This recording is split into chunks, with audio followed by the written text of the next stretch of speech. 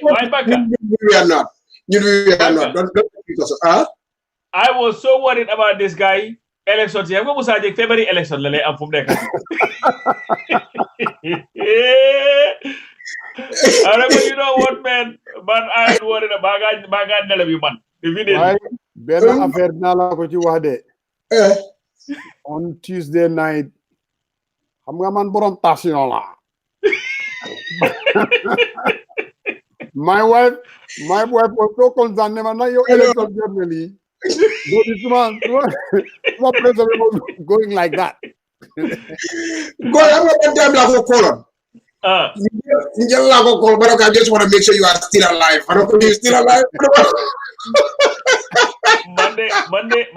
Monday, I went to sleep. Man, mom, no magazine. How come I never do sit down? Nagalatura. That thing, the trial of the Chicago 7. In fact, you need to watch that, Banker. Oh, it's really? Hell of a, yeah. Mom, la do sit down after Monday. You know what? I am going to bed. Man, Mandela, give me that. Thank you. I don't know how any human being that I could have done that. Tune away from the election and made him sit and movie. There was no way in hell. What else am I going to do? Because I'm watching this, I'm like, you know what, this is not going to go anywhere. You know, and you know, watching CNN is the most boring and annoying thing. Is they just repeat the same thing over and over and over and over and over again. And then, you know what, let me go to sleep. Fox News wants my wife. For the first time in my life, Fox became my favorite news channel. I was in there going, really? I'm watching Fox News? Honestly? What bothered me more than anything else, because man, I was seriously thinking, man, by the 10 o'clock hour, some of these states will come through. And I was kind of paying attention, Virginia. It hasn't been called. Money there. Back in 2016 is not going to repeat itself now. No, but the time that you were going to bed, believe it or not, some of us were beginning to say, oh my God, is Trump going to win this? Because at that time, numbers were all on his side. This thing was a long night. I mean, at the end. So when you went to bed, thank God you went to bed. No. When I went to bed, when I went to bed, they've already called Wisconsin. No, they didn't call Wisconsin. They didn't call Wisconsin at that time. I don't think they called Wisconsin. It was still, No, but at least we were down in Wisconsin. We were down in Michigan. And by the time I went to bed, Wisconsin at least, I mean, Biden will lead by 49.6 to 49.3, something like that. But Michigan, he was still running behind. But I knew when I went to bed, definitely I didn't think that we had it. No, because at that time, Florida he was behind. Georgia he was behind. Florida was called. Ohio was called in his favor. Exactly. So at that point, you are sitting there going, "What in the world is going on?" I know. and I think that this is the first election for a very long time. Musa has been here for at least 10 elections. Manmayo Banka, at least we've witnessed, this is the 7th election that we've witnessed. Correct. Why Mbai Jai, Minga Hamne Madega Bunan, Atlanta, the place where I live for 47 years, but they keep on by election Dore America. Well, I think this is one of the elections where Ohio and Florida were not in play. It's like to determine who was going to win the presidency. That is true. Yeah. It was weird. And people are stuck with Yaya Jammeh Jr. Yaya Jammeh on steroids. That's what I call Trump. And I think people need to understand. First, there is nothing in the Constitution that says no one should concede. No. And even the history of concessions. This is a tradition. Like, it's a tradition that started in 1896. It was William Jennings Bryan who conceded to William McKinley, but then it was through telegraph or whatever the guy used. And the first radio concession speech was Alan Smith. That was 1928. Then 1952, Adelaide Stevenson was the first one to give it through TV. So it became just a tradition in this country. It's just like you see the term limit in the United States was a tradition. Yeah. Until when I think it was Roosevelt who was there for about 4 times. Guy, let's have No, an 3 amendment and times. add this. One of Right. them, yeah. You know, so and Trump, mom, like they say, the presidency is going to leave him. People presidency need more because it's an office. January 20th at noon. Suko buge private citizen la. Suko bugut private citizen la. Dañ ko ne ñokit sa state house ba. Watat ko ak nam Demba yesterday nga xamne Donald Trump jeexal na. It was that's it. Biden and his vice president came on stage, addressed the American people. Guess what? The Secret Service were all over town. I mean, and those are the people that are going to usher him into the White House when it comes time for him to go in. So this is over. Donald Trump can poop and poof and what, you know, he's just drama queen at this point. This is not the And you see, but I'm glad you mentioned that, because the way the United States works, I'm more a country of institutions. Even though Trump has really tested everything about the United States, exposed this country to levels nobody even could understand or imagine. But this is not a country where the president controls the country. Correct. You have your powers, like this, the Secret Service. It was the head of Secret Service who will tell them, you know what, this is the protocol, let's add more people there. Now, from now on, wherever Biden is, now we are going to issue a no-fly zone over his house. Correct. We are sending this many people. It's not like Trump talks okay, you know what, you're not let Konyari live in, we draw our support. No, that doesn't happen. So Biden is going to be treated as president. And then I read somewhere, and I think it was the New York Times or Washington Post, where they were saying the celebration against Trump's defeat is like the defeating of a tyrant, overthrowing a tyrant. I think Jeffrey Smith was sure one. No. But Trump can do whatever he wants to do. This ship has sailed. His orange face is over. This is done. I'm got the other reality in American politics. You talk about institutions. Yes, institutions are very influential, but there is also the voice of the people. The people voted, and people knew he lost the elections. But again, it became a reality when all networks said, you lost the election. Including Fox. Of the people, and then you have the power of the fourth estate. I'm telling you, it's done. It's a done deal. It's just a question of the guy has to deal with it. They have to play with it. January 20th is not here yet. So until January 20th, the man can say whatever he wants. He's the president of the United States. Right. I mean, he still has the bully pulpit. He is the United States president until January 20th. Come January 20th, trust me. The Secret Service is going to go into that White House, get his stuff out, bring Biden's stuff in. You know, them Florida land. That's this is how it's gonna go. Dual go see helicopter. I'm gonna watch a helicopter. He played me. Dual helicopter.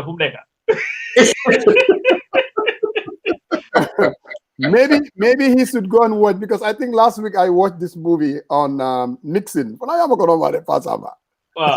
This movie on Nixon. Oh my God! Tom needs to go watch that. I mean, it's just a matter of time. The wife is already telling him, honey, the game is over. You definitely need to rethink this.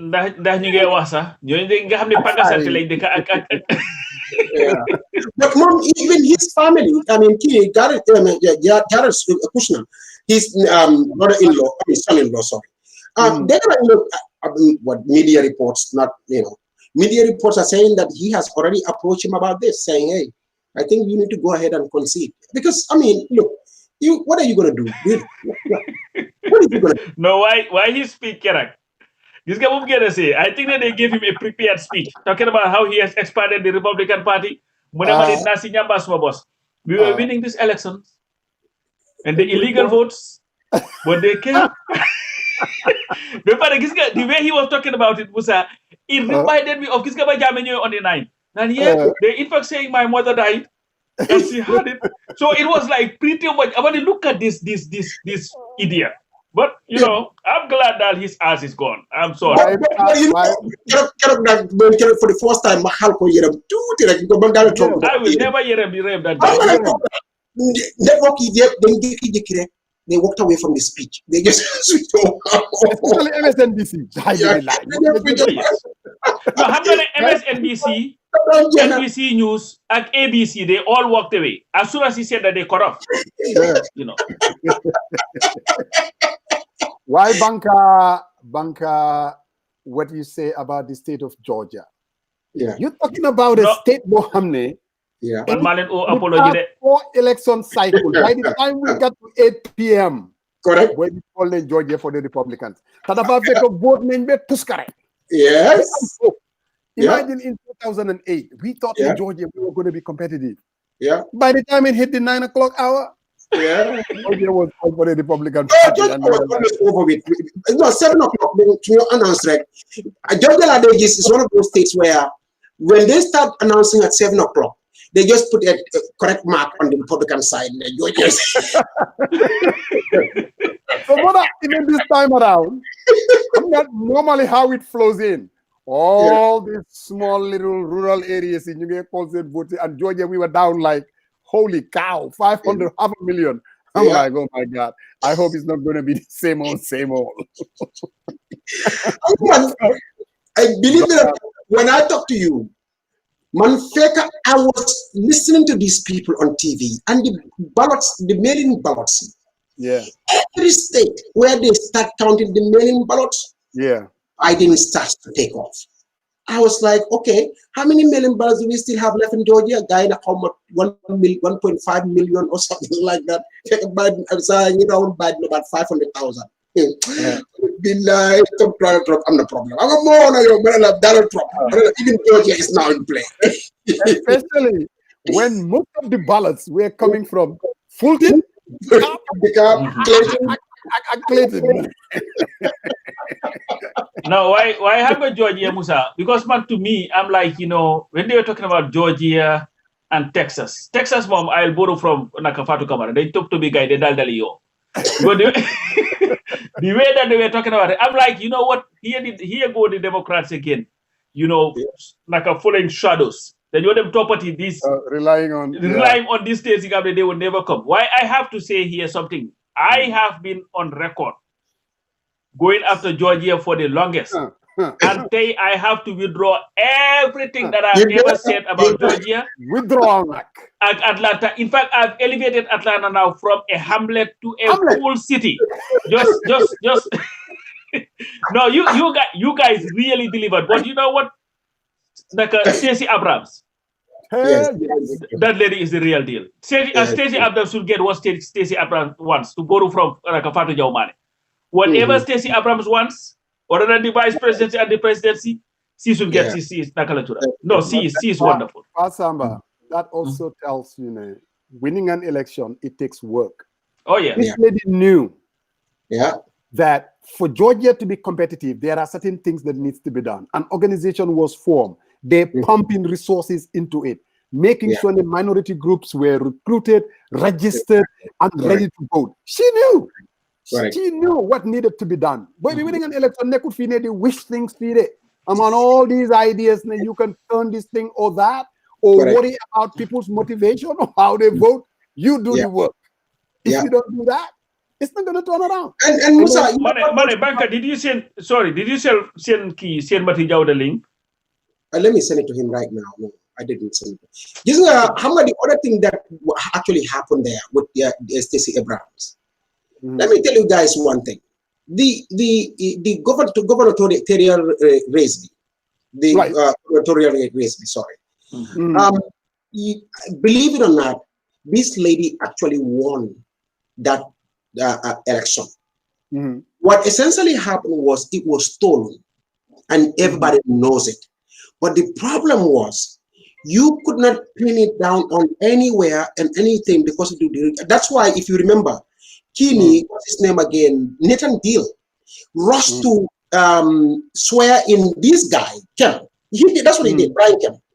Because they knew that if that thing was followed to its letter, come to Trump, if she were able to do that, believe it or not, because the votes were so close to a point that if those votes that were stolen and thrown out illegally and all that nonsense. Yeah, that was the kind of crap that they would pull. Exactly. They did a lot of that. If those were counted, then she would have won. And so what she did with her team was they went back to work and said, okay, all right, they got us. Let's go back and close all those loopholes. Make sure that the minorities, they vote not on election day, but before election day. Yes.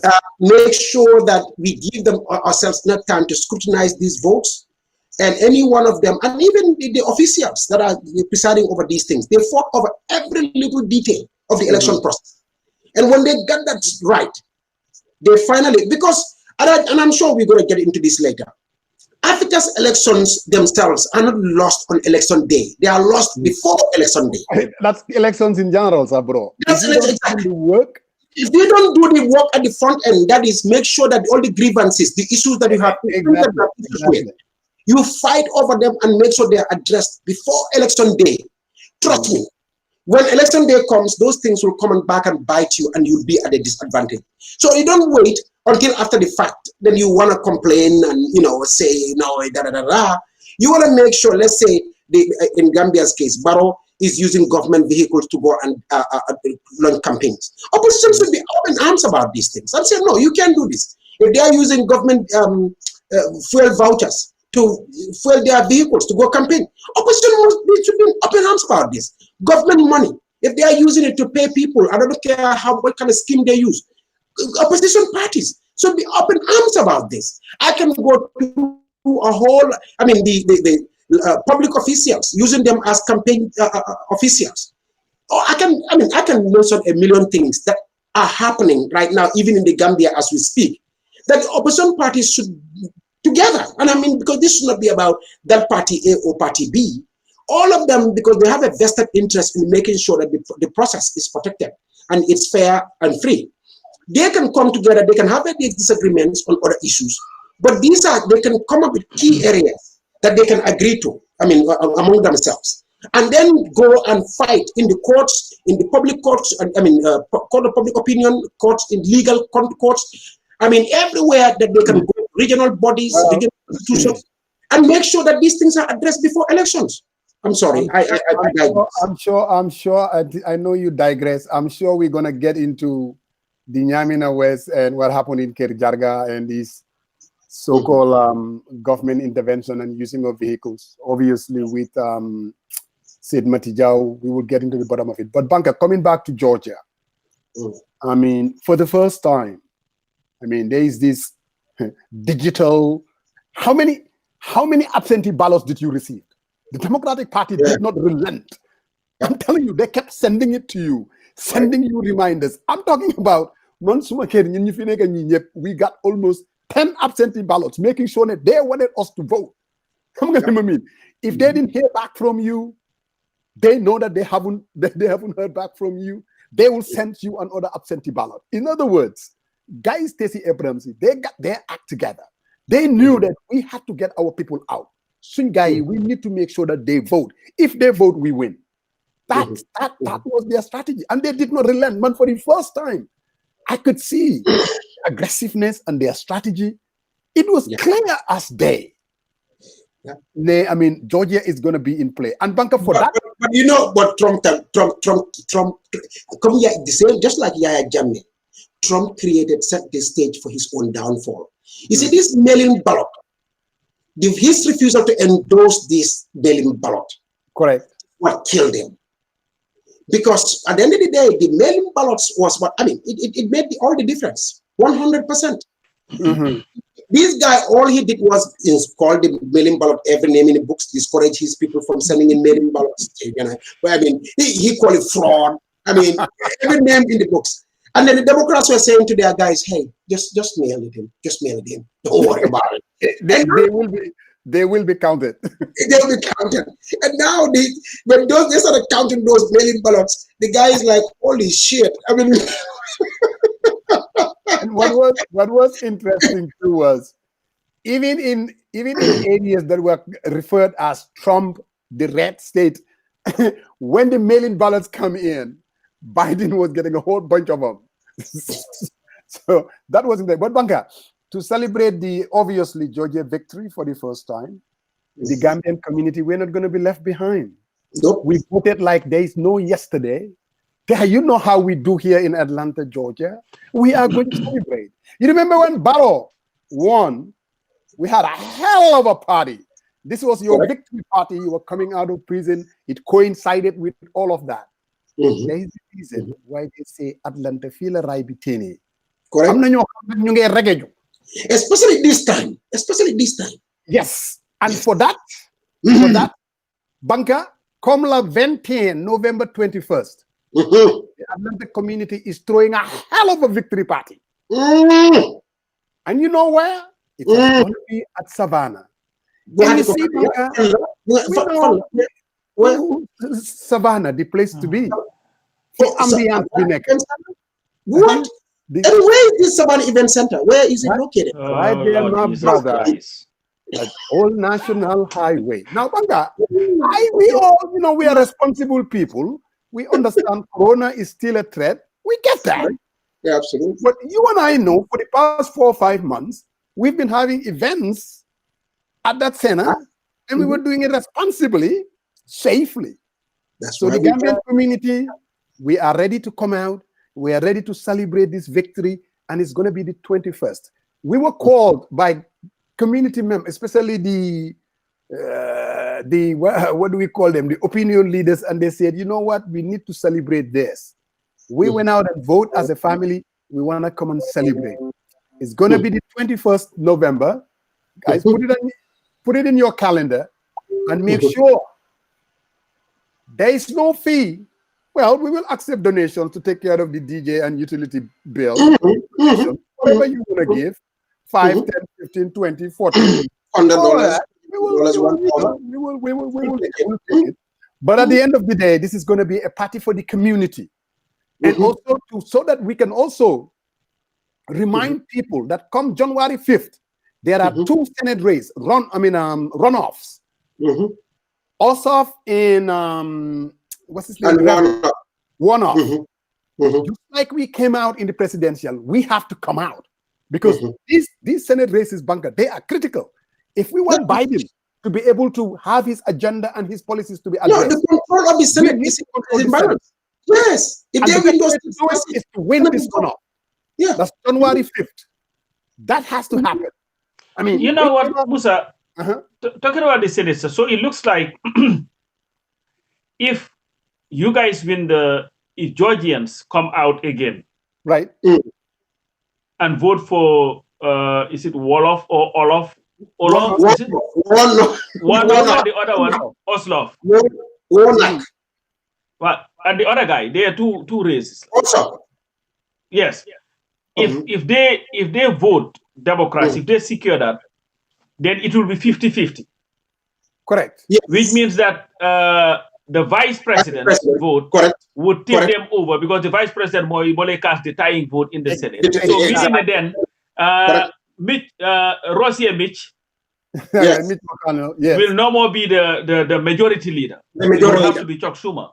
It's critical.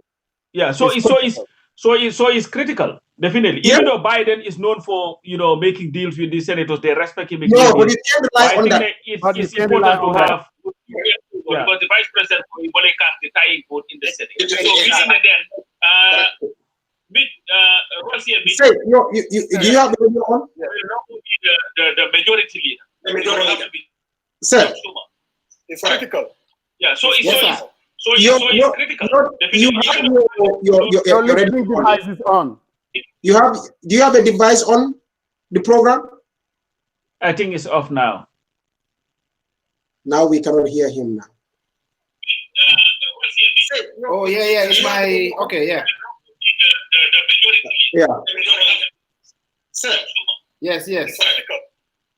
Yeah, I think we're good now. And welcome, Sait Jaw Farama Jaw Hor Katilamin Majo Hor. Definitely, All right, good. Lola. Jawen foko gis rek dafa rek le. Nga taga yi dañ xaw a taga yu neexut. Yeah, like, xam nga ñu demuñ fi di taga si jof wala ay Jimi Njaay ak di boole beneen sarta ji ko ci boole so why said it's good to have you on the for the people by the people show. Sait Matty fu mu nekk he is one of the authorities in the Gambia in terms of analysis of political analysis. I think you also teach political science at the university, isn't it?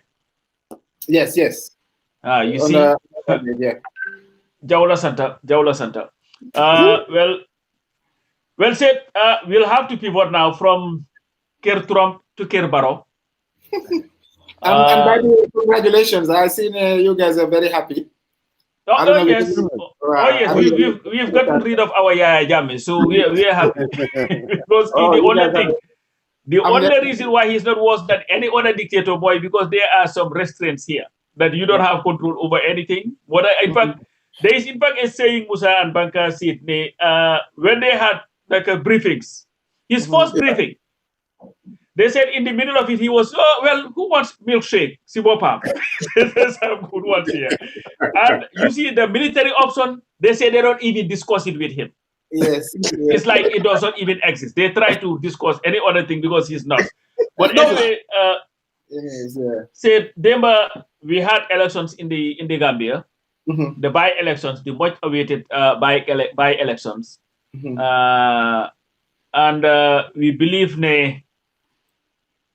some people have different views about it, what it means to different people. So Adama Barrow and his new party, the National People's Party, swept the day. And they did not just win, they win massively. In some instances, they pretty much double the numbers of some instances. And, so we just wanted to look into it and see what it means, the numbers and all that. And what your take on it is, and then we can just have the conversation and just, we have the strategist, the professor, the optimist, and the activist on this show. So, yeah. So I have the numbers here. So, okay, Niamina West constituency. Is it Birom? To report Birom JS Sow had 1716, that is 1,716 votes, which is 68% of the votes. And Yero Jallo of GDC had 805 votes. Now, there are people who are talking about voter apathy. Yes. But in 2017, the number of votes cast was 2,631. Yesterday it was 2,521. So a difference of only 110 votes. So that would not have made any difference anyway. So I just wanted to, because I had people saying that, so I decided to go back and check the numbers. So, and then do we want to go to Kerr Jarga and then just Jahase Nyari Musa? Yeah. All right. Kerr Jarga Job. That was where we had 4 candidates. APRC's Weye Jara had 446 votes. And that is something we have to also look at from a party that ran the country for just less than 4 years ago. Yama Cham from GDC had 700 votes. We also have to really look into that because I think GDC won it the last time. Yes. Okay. Momodu Silla, UDP, had 257 votes. We also have to look into that because the last time they ran, they had about 500 votes. And then our Gay Nyoro, NPP, had 1,364 votes. What I also did, I also looked at the numbers this election versus what happened in 2018. You had more votes this time around, more voters this time than you did in 2018. Because 2018, they were 2,504 votes. This time around, you have 2,604 767 votes. So a difference of 263 votes. So 263 people voted, more people voted this time than they did in 2008. So in the greater scale of things, is this big deal? Well, I don't think it is a big deal, given the fact that all previous elections, if you even go back as far, perhaps in the previous elections, not 2017 per se, you see that the turnout for National Assembly is usually this case, and it's even usually lower for local government. Perhaps it's still based on the fact that a lot of people here, they still think the presidency is more important than the National Assembly or even the local government.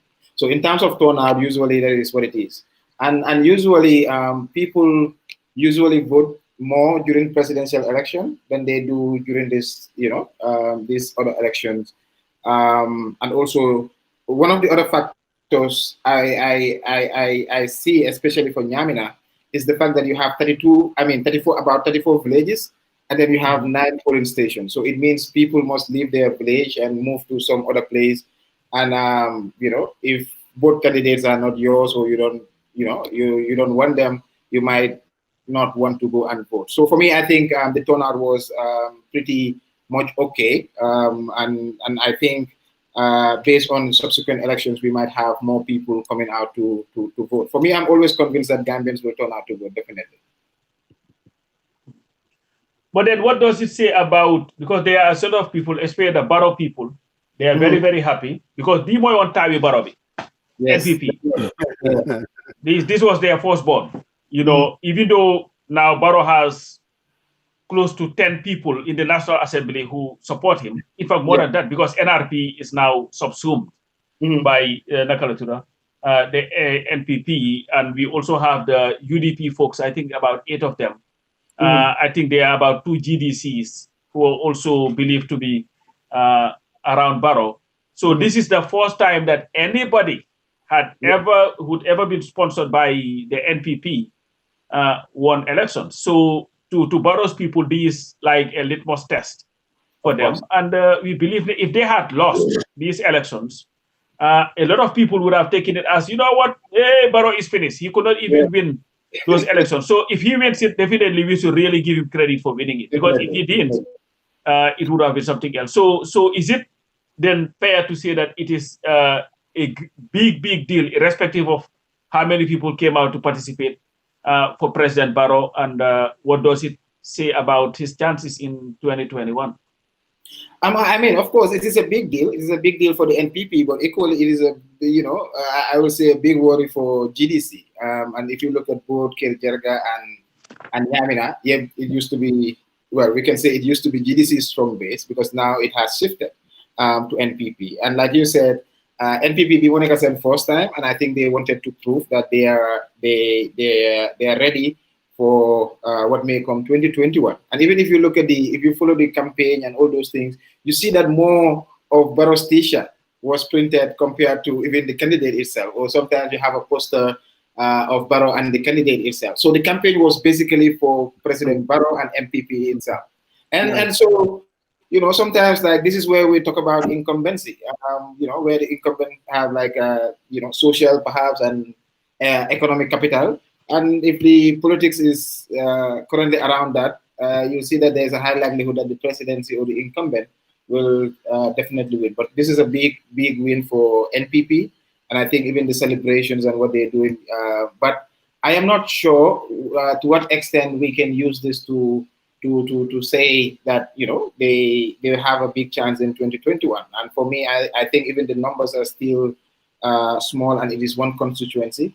But it shows that for on their part that they are ready, but they have to do a lot of other work to convince other constituencies. And for me, so far, what I feel like 2021 is not going to be easy, and this is just the test match. Yeah, but before Musa Agbanka come in, I just wanted to point out, so you said something like the T-shirts that were printed, they had the candidates, the picture and Barrow's picture, and even the posters. But that's what we also saw in the 2017 National Assembly elections. Yes. Almost all the UDP candidates also had President Barrow somehow in the posters and all. I don't think we all remember that. In fact, there were people who were complaining about it until the IEC, I think, had to come out with a statement and say something to that effect. So it's nothing new. So maybe the same way that one can argue that people used Barrow and his incumbency to be able to win elections is the same way that Barrow was able to do. But anyway, I'll let the optimist and the strategist come here. And I agree with you, Balagarinho. I agree with you. I think the use of I will consider that still the use of the incumbency, and I think there was one strategy that the NPP guys were able to use to show Barrow this belongs to the president and all that. And so there's a lot of things that we need to understand about our politics. Especially in rural Gambia. I don't think even we tend to understand much, because what we look for in the literature and what is on the ground is usually totally different. And recently we've released a study on the cost of politics, where we're trying to identify some of these issues. But the incumbent is still very influential. Yes, sir. Sait Matty, it's good to have you on our platform. I don't think this is the first time, though. I remember the election night 2016. Oh, yes. And we had a marathon analysis. That was really nice. 2 days I could not sleep. And you were from Bergen in Norway. I couldn't wait to get home, It was historical. And it was definitely historical. We've been following you since then. You're doing a hell of a job, my brother. We need folks like you that are out there giving us. Sait Matty, I'm going to start by saying there has always been supposition, if you want to call it that, from this platform, that voting patterns in the Gambia at the end of the day, that's what's going to dictate elections in the Gambia. Voting patterns, what the hell do I mean? How Gambians that walk into the polling booth, how do they vote? What is driving them? And those voting patterns that we've always said was incumbency, identity politics, and then patronage. If those things are still there, in looking at what happened in Niamina and what happened in Kerr, Jarga, it looks like those three things are still there, holding very tightly. In those demographics, and one can extrapolate those still voting patterns. That's what we are going to see in 2021. So it will not be totally far-fetched, even though you're saying it's a small, Niamina is small, but there are a lot of Niaminas. There are a lot of Jokados all over the Gambia. And if those voting patterns hold, it means that those same people are going to come and vote for the incumbent. Am I being frivolous, or am I being just... What say you? Yeah, I agree with you to an extent, but I also want us to unpack this voting pattern that you're talking about. Is it based on ethnicity, or is it based on regional consideration, or is it based on the level of poverty and all those issues? If those are the issues that you're talking about, I will perhaps will say that we need to unpack that clearly. And of course, if like, let's take Niamina for instance. Niamina is predominantly, Niamina West in particular, Niamina West is predominantly a fuller community in terms of the population, but you have Wolof villages and also you have Mandinka villages in terms of the ethnicity. So usually, and I think this has been the trend, even way before, that people within a constituency must always select people from that constituency. And if those people from that constituency are fullers or predominantly that, definitely those people would stand for that. And when we look at the local elections in terms of the regional, in terms of the parliamentary elections, I hardly see, especially in the rural communities, I hardly see this identity issue. What I see is about what the individual, in terms of their social capital, what they can deliver to the community, or what they have been able to deliver to the community even before getting into politics. And that's, and usually sometimes you hear those kind of elements. But then if we're looking at the presidential level, I think that is the place where you also can see how parties are also aligned along ethnicity, which, based on the barometer survey that we did, we're seeing that, but it's not too pronounced that people vote based on ethnicity or anything. The other element for me, I think, is more. Most people do not belong to political parties as well in this country. So, I mean, I can say almost 60% of the population are not close to any political party. They are more independent voters. And these are people that are looking for ideas. These are people that are looking for a kind of cultural way of conducting elections peacefully, and at the end of the day, they will go and vote. So, of course, there are elements of identity, region, even the level of poverty contributing to our politics, the issue of patronage that you have highlighted. But I'm not seeing them to be so, as very pronounced as we may think. Sait Matty, I have to push back and totally disagree. I do not think the people of Niamina walk into that polling booth talking about Biram Sow's policies or Yoro Jallo's policies. The election was never about that. The election, Biram Sow, nobody knew Biram Sow until maybe a couple of weeks ago. So this was never about him. You mentioned it, that it was about Adama Barrow. NPP could not afford to lose this election. It was about Barrow, and can he win in areas like that? Yes. Again, and another element to it. You're right. The identity politics part. Let's unpack it, like you said. Yes. Biram Sow is fuller. Yoro Jallo fuller.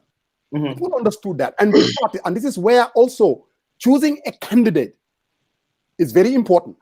You have to kind of work that into the mix. Yeah. So obviously, the people of Niamina, they could have voted for either one of them. But you saw the NPP, the kind of politics that they played. They went ahead and said, look, this GDC candidate, now they are basically, then to the UDP. Yes. But they are basically angling. They know exactly what they are doing. This is where the identity politics come in. Like when you walk in there, you're not voting for Mama Kande, you're not voting for Yorojalo, you're voting for UDP. That is why they were peddling that kind of thing. There were subliminal messages all over the place. Then you come into the patronage. Banker highlighted that earlier. Yeah. He talked about the amount of millions. Look, I was talking to my sister yesterday. Look at this, how convenient it is. These $3,000 they're running around and giving it to people. Look at the timing. Yes. I told my sister, you know what that means? And I'm like, no. World Bank, I'm trying to explain, but I was just wasting my time. Yeah. How many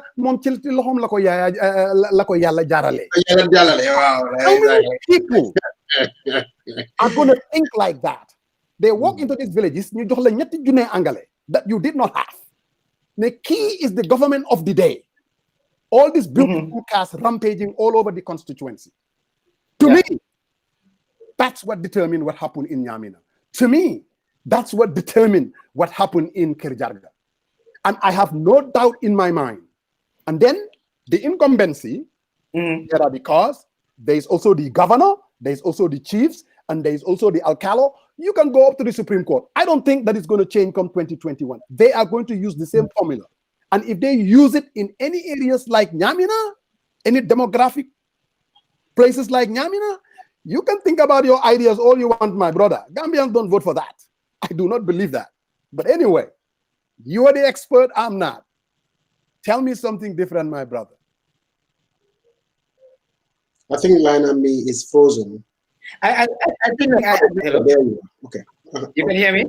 Yeah, we can hear you. You kind of freeze, but we do are good now. Go ahead. Yeah, this internet, and we're hoping that Borough will bring free internet here. But Mr. Jai, I agree with you. Most of the things that you're saying, these are things that we think our people look at it from that particular perspective. I am seeing a different picture. I might be wrong. I see a different picture. Of course, all the issues that you've raised were very critical to the Niamina election, but there were other issues that were more important. And you need to also look at the issue, and that's where I agree with you on the patronage side, where you need to also look at GDC, because GDC also did patronage. They've, because this is the kind of politics that they do, whether they give people money, whether they build boreholes, whether they, give whatever they give, is the same tactic. And most of these other political parties, that's what they also do. So the political culture itself is based on that patronage system. And what was the campaign message for NPP? You have highlighted the fact that they were saying that GDC Jebalune, you know, as like it was more of like trying to say, oh, they're going. If you look at it from the ethnic element, like you saw and the polls have. So we have to say this because you know this is the thinking, and sometimes if we want clarity, we need to look at like Absolutely. I said, unpack the issues. So that was a strategy. And this was a moment where NPP was trying to push that ethnic card within that, and that must be recognized. But secondly, the other element that NPP was saying is politics of development, and this was the same strategy that Jammeh used before. And don't forget that NPP, all the people that are working within the NPP, some of them have experience with Jammeh. Like this vote for development. And even if you hear the campaign messages, it's like like it's what they wanted. And but for me, I'm not saying that this is right and they should do that. This is illegal in terms of that, because I believe that every community in this country, whether you are in Basse, Coloro, wherever you are, you have equal right like anybody else. We here enjoy electricity. People in Niamina must enjoy that. They don't need to vote to enjoy those things. And those are issues that we are trying to fight to ensure that we remove those things out of the politics. And that requires us educating people, for people to know that their vote is what matters. But of course, the politicians, all of them, they want to build on this kind of element just to win political power. They are less likely to look at GDC, for instance. GDC, this loss in Niamina is a big loss to GDC. You hold a constituency for 4 years, and because you use to a large extent some sort of a patronage system, and now somebody with the bigger machinery comes over and then take over. This is just basically what I'm saying. But they know where they play those kind of politics. They will not play those kind of politics in this kind of urban area. That's why I said the politics within the rural communities is totally different from the politics that we have here. And for us, we need to try to understand those kind of politics. I'm gonna let Banka come in, but I totally disagree. The politics that work in Niamina, that same politics can work in the urban area. It's gonna be a different kind, but I'm telling you, it's the same patronage system. I am disagreeing with this theory that we can put the way people vote in one box. I thought money was the most important element in our politics, but then when I realized it, I saw that people, without even money, are winning elections because of what the job that they have done, what they call the social capital. There are different elements in Gambia. We released a study not long ago, social on the cost of politics in I need to be convinced, but I have to allow my co-panelists to come in. But I'm telling you, I think this so-called urban area consciousness more than the rural area, I totally disagree. I'm not saying that. Okay, let me. But when you say what works in Niamina is not going to work in the urban area, I think you have been too presumptuous. I totally disagree. No, I am talking about their strategy. I am saying that everything must be equal. I don't separate between the rural and urban, and I'm even mad at ourselves. I get that. Yes. But you are also insinuating those same tactics, the identity politics tactic, the patronage tactic, and also the patronage tactic that works in the rural areas. You are basically saying that may not work in the urban area. I disagree. No. I'm not saying that. Oh, okay. I am saying that the strategy that they are using in the rural communities, they will not use it in the urban areas. Why wouldn't they? Most people here, based on, of course, like development is not even. In this country, urban areas, what they enjoy, rural communities are not enjoying it. And sometimes these are more contingent on what they want in terms of and their understanding of what government should do. Our understanding here, what we can demand here, like now Facebook, sometimes here you hear people calling on radios that say government. Government is not on the ground. Government is not there. And so you cannot say of course, consciousness level will be far different. The far different, I'll give you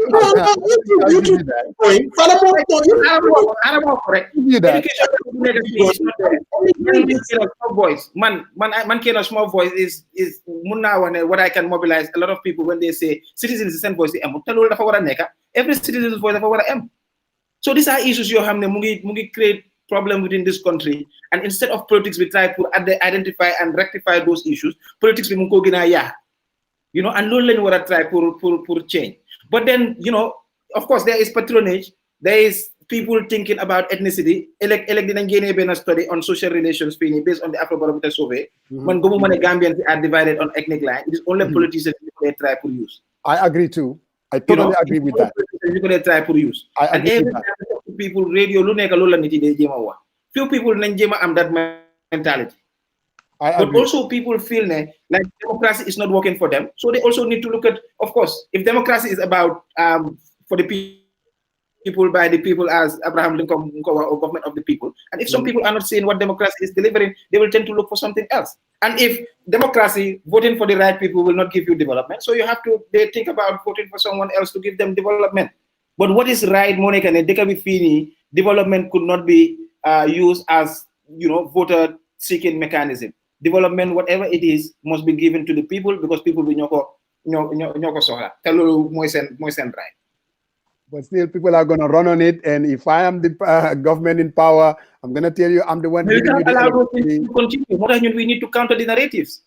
We need to counter the narrative. That is not right. If it is done, it is done. But it's not right. Yeah. So we need to counter those narratives. There is a reason why Jame in the generator, the guy, the Sabar, he knew exactly what he was doing. Banga. No, people can keep going on this. I mean, on this. I love it. I'm sure we're gonna come back to the okay. So we're gonna come back to. I mean, because I think both of you were raising some very, very legitimate issues as per trying to explain the dynamics and how our people see these things, what their voting patterns are, and why those voting patterns. And in the end, now going to have an army, and I'll be the diplomat here. I think both of you are right. I mean, and I'm not being funny there. The fact of the matter is that all those issues that Musa raised and all those issues that you have raised, Sait Matty, are both valid. In fact, they are all part of the issue. You have those tribal things, the patronage, and all these things. I mean, they are there. There is tribalism in our country. To what degree? We can discuss that. We can have a conversation about it. But it is there. There are people who will vote. If you bring a Mandinka and a Fula, if there's a Fula that I don't care what the Mandinka says, he is going to vote for the Fula. There is a Mandinka where if you bring a Mandinka and a Fula, no matter, I don't care what you say, when he gets in the voting booth, he will vote for Mandinka. Now, how many of them out there? I don't know. So that's why I said to what degree. I don't know. Yeah. That's something, I guess, for the political scientists like yourself, you can dig into and see, how pervasive this kind of notion is. But it is there. Let's be honest about it. Now, talking about patronage, because I think a lot of that play into the politics in that area as we see it, since the candidates that were running were both Fula, they are both from the same neighborhood. So it's very hard to pin down really and say, oh, this and the father. So the patronage is really the issue. And obviously, like you rightly said, Mama Kande is trying to compete with Barrow in a territory that he is not going to win. And this is the problem. Opposition parties in Africa generally tend to want to engage in this war of patronage.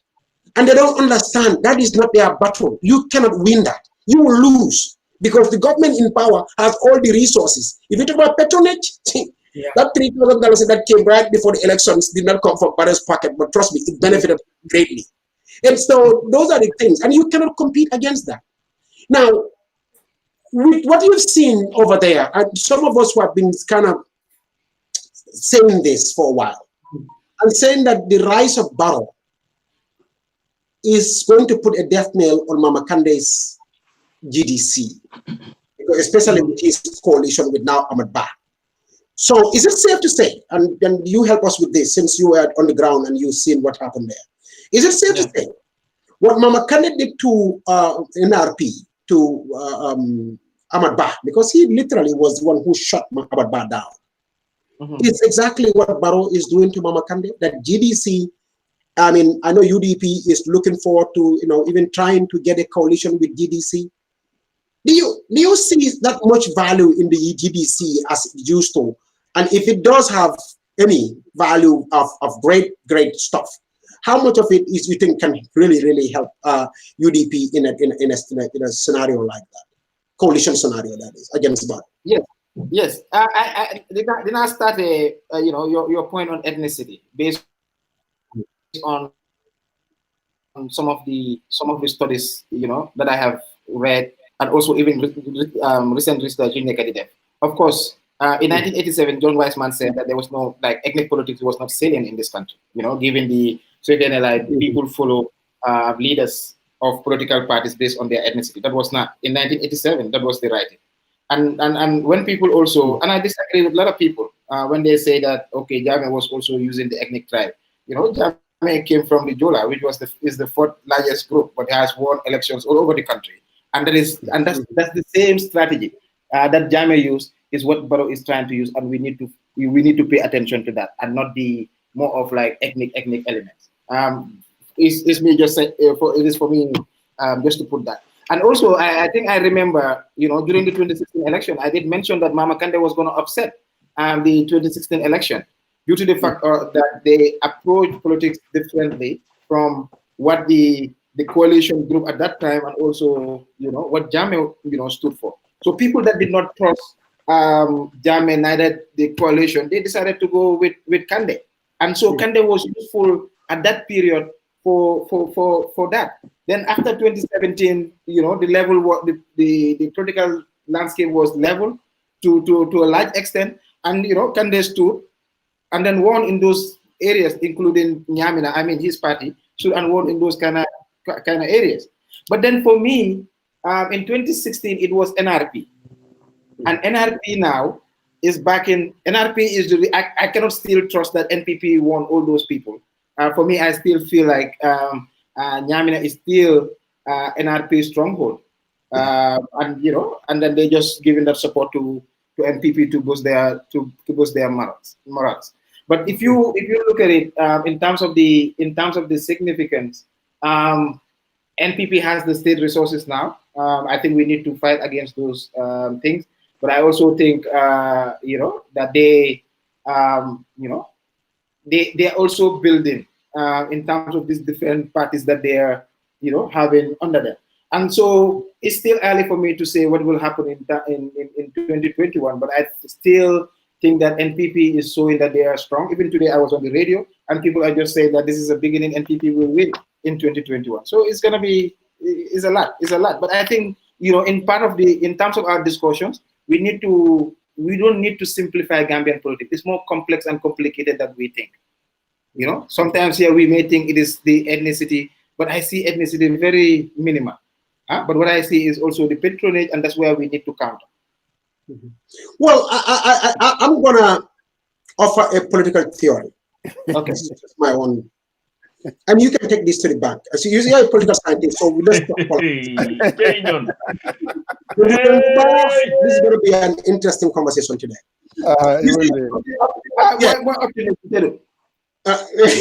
Exactly. Why the optimist? Go ahead. Why his antenna is very, very low. Why go ahead? My antenna is low. Very good. That's a good one. I'm not high. But now, but in the Gambia, and I hope political parties are listening to what I'm about to say. This is an observation, and I do believe it's a very legitimate observation. Yeah. Gambian politics is no different than any politics anywhere in the world, including America. That's the amazing thing. What tends to happen with these opposition parties in general is that the formula is there. In fact, sometimes they will go and discover the formula. Yes. But every time they get the formula works, their sense of entitlement or this sort of sense of grandiosity makes them really easily forget what that success formula was, because they take the success and give it to themselves and say, we are the reason. And the word is being used every day, at every corner, on every minute, and it's called coalition. Yes. Coalition is the strategy to win elections, and it is the only strategy to win elections anywhere in the world. If you look at, say, the Republican Party, I'll give you an example.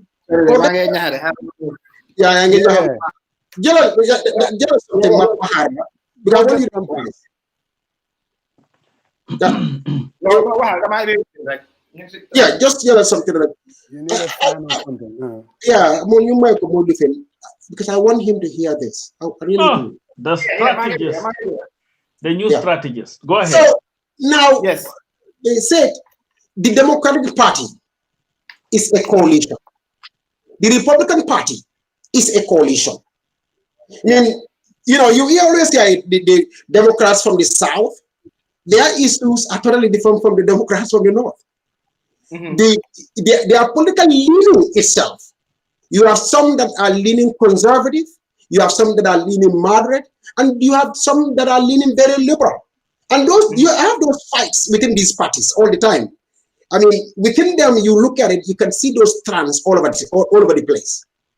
So, because it is a coalition, these people realize, look, some of these folks are even racist. Some of these folks are, this or that. I can go through all the different, strands.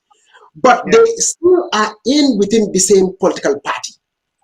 Because they realize that the moment you take only one grouping and put that in a party, that party can never win an election anytime in history. So you will have to have all the different groupings and whatever strands they represent, and then put them in one big pot. You can have your internal struggles within that pot, but in the end, whatever platform that comes out of that, you run on that, you have a winning formula, because now you have your tentacles spread out all over the place. What tends to happen is when we had a coalition against Jammeh, that was the winning formula. If we didn't have a coalition, there was no way we could have beaten Jammeh. Don't let anybody fool you. No single party could have beaten Jammeh. And of course, by now we should all know that. But when Jammeh was defeated, a UDP will go out there and make it sound like they are the reason why Jammeh was defeated. And PPP will go out there and make it look like they are the reason, NRP. And none of them, and all of them did not, I would say none of them realized that not a single one of them defeated Jammeh. It was a coalition that defeated Jammeh. Now, so in that same context, what tends to happen is when governments come in power, they tend to be the ones that seem to be a coalition in the end. Because you have all these different ethnicities that gravitate towards it. You have all these different interests that gravitate towards it. You have all these different regions that gravitate towards it. Political parties, as in the ones that are in the opposition, don't seem to really make that same calculation. In our case, whether it's fairly or unfairly, parties are looked at as very ethnic. They are. If you talk to some, they will tell, UDP will tell, no, we are not a Mandinka party. The people just are being unfair to us. But I'm sorry, there are a lot of people, there's a very sizable amount of population that sees the UDP as a Mandinka party. NRP, Ahmed Ba will tell you, no, man, this is about everybody, But I don't care what Amba says. There are people who see his party as a full, hegemonic kind of thinking party. That's what it is. I mean, I can go through all the different parties and their leanings and how these things are working. Now, in the end, perception, whether you agree with it, is reality. That means you have to go out there and bring the grand coalition. And that has to mean every tribe in of themselves have to see themselves as taking ownership of that entity. Of course. If they don't, unfortunately, come election time, these things don't necessarily work. Now, the only one entity in the Gambia right now that seem to even portray or seem to look like that is the NPP. It is the only political party in the Gambia that seem to kind of look like it's a grand coalition of all the tribes, all the regions, all the whatever you call it. It's the only one.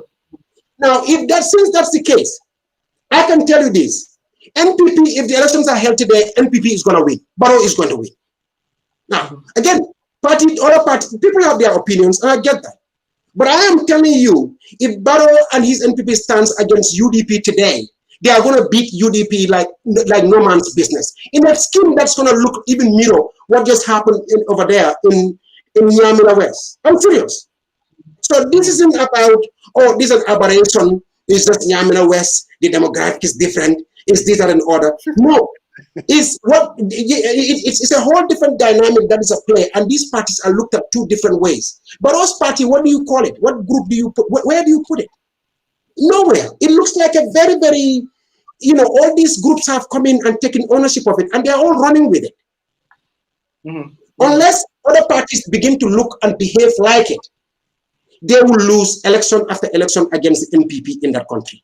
That's my, and I believe that's the case. Go ahead. You tell me I'm wrong. No. I'm not going to say you're wrong. I think you have raised very important points, and I think we equally have to unpack it. I like it. The word today is unpack. Recently, I'm still a student. I'm learn some of these new theories, and recently one of the theories that I came across is the theory of a small state. And I you know, like Jange compare politics all over the world is the same, but one author, Jeff Richards, argued that politics in small states must be seen differently because there are certain peculiarities that comes out, and these are evident. You talked about Republicans, Democrats, you know, forming into a coalition and all those things. In itself, you know, we need to look at the social and the political context and issues you have more lead to those issues. Why is politics in bigger states different from smaller states? Because in bigger states you might not see, you know, the basis of how coalitions are built, of how networks are built. But in a smaller state you will see it because of what? In Gambia we are less than 2 million. So politics at some point it becomes issue of the individual. Why is it that APRC today doesn't want to get rid of Yaya Jammeh? Because Yaya Jammeh is the person, is the individual, like, you know, is the image of the party. Same with UDP, same with DOI, same with all these different other, you know, all of these other parties. The individual within our politics is very important, and we always need to factor that. Of course. So I think in 2016 coalition worked. And that was because of the, like, don't forget that it was historical. The coalition did not just happen in 2016. It started in 1994 when all of I wrote that in my master's thesis when I wrote the lore of the Gambian diaspora in restoring democracy. Because at the end of the day, you realize that the struggle to change Jammeh or to defeat Jammeh started as far back as 1994, immediately after the coup. So that historical trajectory, whether it was Save the Gambia Democracy Fund and later GDF, these are all, you know, part of this struggle to remove Jammeh. So the coalition building is historical and, you know, is that long. But now, if coalitions are going to be formed, was it going to be formed on the fact that we just want Barrow out? That people will not buy again. You know, because what we saw with Barrow was basically the same language. You know, people might not buy that. Why would we just remove Barrow for what? Removing Colonel Gaddafi with General Gaddafi? Is that, you know, is that the trend like Omar Riba will keep saying? So what are you suggesting? What do you mean there? What do you mean? I mean, like I talk about the fact that our country is a small state, and it's more about individuals. So it is about, we look at people based on the individual. Some women will, and generally, like this one is, you know, is better in terms of the persons we know, whether they are closer to us. So I'm saying that we should not forget the importance of the individual. But equally, you know, when it comes to coalition and structure, building structures, we should not just form coalition because we just want to remove one guy to fix the other guy. What we need to look at, and I think this is where the political parties need to also, you know, try to align their ideas. And for me, this is where they have to also build internal democratic structures. And all political parties in this country, they need rebranding. Because, of course, you need to also understand the struggle. Most of these parties, some of them suspended their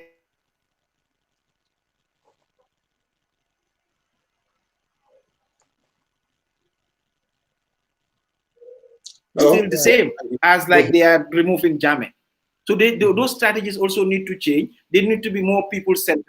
They need to start discussing about their issues instead of just focusing on the baro. If people keep saying baro will stay here longer because they will say that it's these people that are saying that. There is a way to, you know, to counter narratives in this country. But if we follow the same trajectory, we might end up, you know, having coalitions, and then still we might have transition as well. But of course, the way that front is that those coalitions that we are talking about should come together and become a political party of one coalition. A classic coalition political party is what I'm saying. Not like coalition, even just technically to come and just win elections and then because when that happens, it defeats the whole purpose of having a coalition in the first place. I mean, that was good for Jammeh because we are destined for some change, a reset button. But I mean, right now, I think the point I'm trying to get at is we need to start to reframe, and the political parties that you use the word rebranding, and I like that. The parties need to go back and rebrand themselves and morph into this kind of grand coalition of a party, because only parties that are grand coalitions win elections. It's only under very extraordinary situations, like, you know, some crazy thing happening. That's where fringe parties can easily come in and eke out a win because, you know, of obvious reasons. But otherwise, you really have to have that grand coalition. Every major political party in the world, in the end, there is no surprise that they are all grand coalitions. In the Gambia, our parties, they seem to be seen in one way, only one way and one way alone. Whether they have made attempts to make it look different, that's a whole different story, and I get that. You might even see elements of that within. But overall, when you look at it, you actually step back and you look at it from the outside and view it properly with not the emotional lenses or the bias, you know, looks. You just look at it strictly objectively. You see it for what it is. It is just plain and simple. At the end of the day, parties have to reflect. So the people that they want to govern, they have to. If a party reflects that, I'm telling you, it shouldn't be very, very difficult for that party to win, no matter how much resources the other side has. That's just what it is. In the end, Jammeh's case is a perfect example. When we won against Jammeh, I think there was, I think Sait's line has a problem. So, Fatu is calling. I guess yeah. Hello, as you guys are going, I was just looking at some numbers. I think wait, Banker. I can call back after Sait. No, Sait's like after Sait, because I totally disagree with a whole lot of things. A whole lot of things you and Musa are saying. Okay. I totally disagree with it. And I saw the NPP guys saying that, Banker, you're very, very right. Am I echoing? Because I can hear myself back. No, we can hear you, but yeah, if you want to, Coach wants to say something. No, what I wanted to do, I think you can stay. You can stay. What I wanted to bring, I wanted us to look at the numbers from the history. Yes, if you look at Niamina West, it's a very small constituency. The votes, the total registered votes, this voter roll that they're using now is 4375. And I've seen people use it to expand the whole political map based on it. Now, let's say an Ousainou Darboe UDP would be defeated.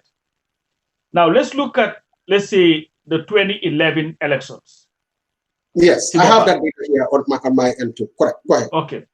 If you look at 2011, Ousainou was only able to score 280 votes.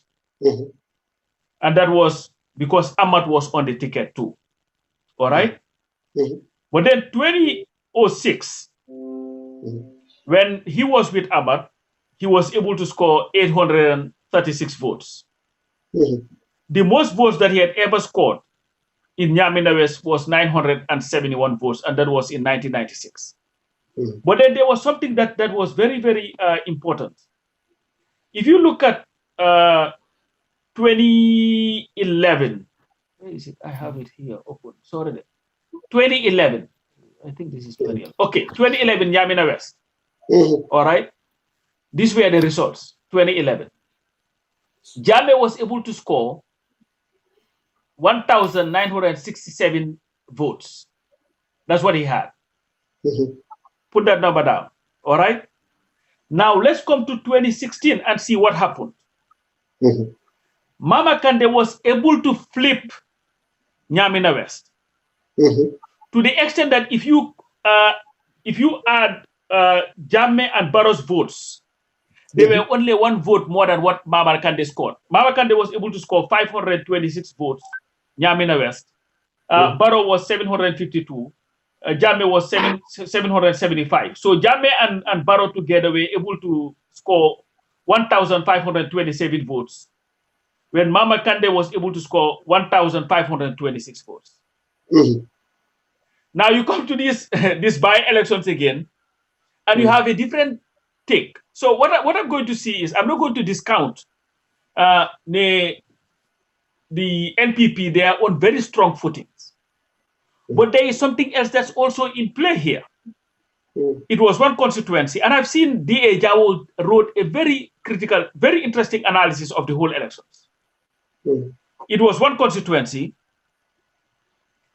and Barrow was able to spend millions of dollars. Musa, we know the name Amadou Jallo. They were not his name. What's his name again? Keba Jallo. Guy PP. They were there almost for 2 weeks. Before that, as soon as Mr. Sow died, NPP, they were there.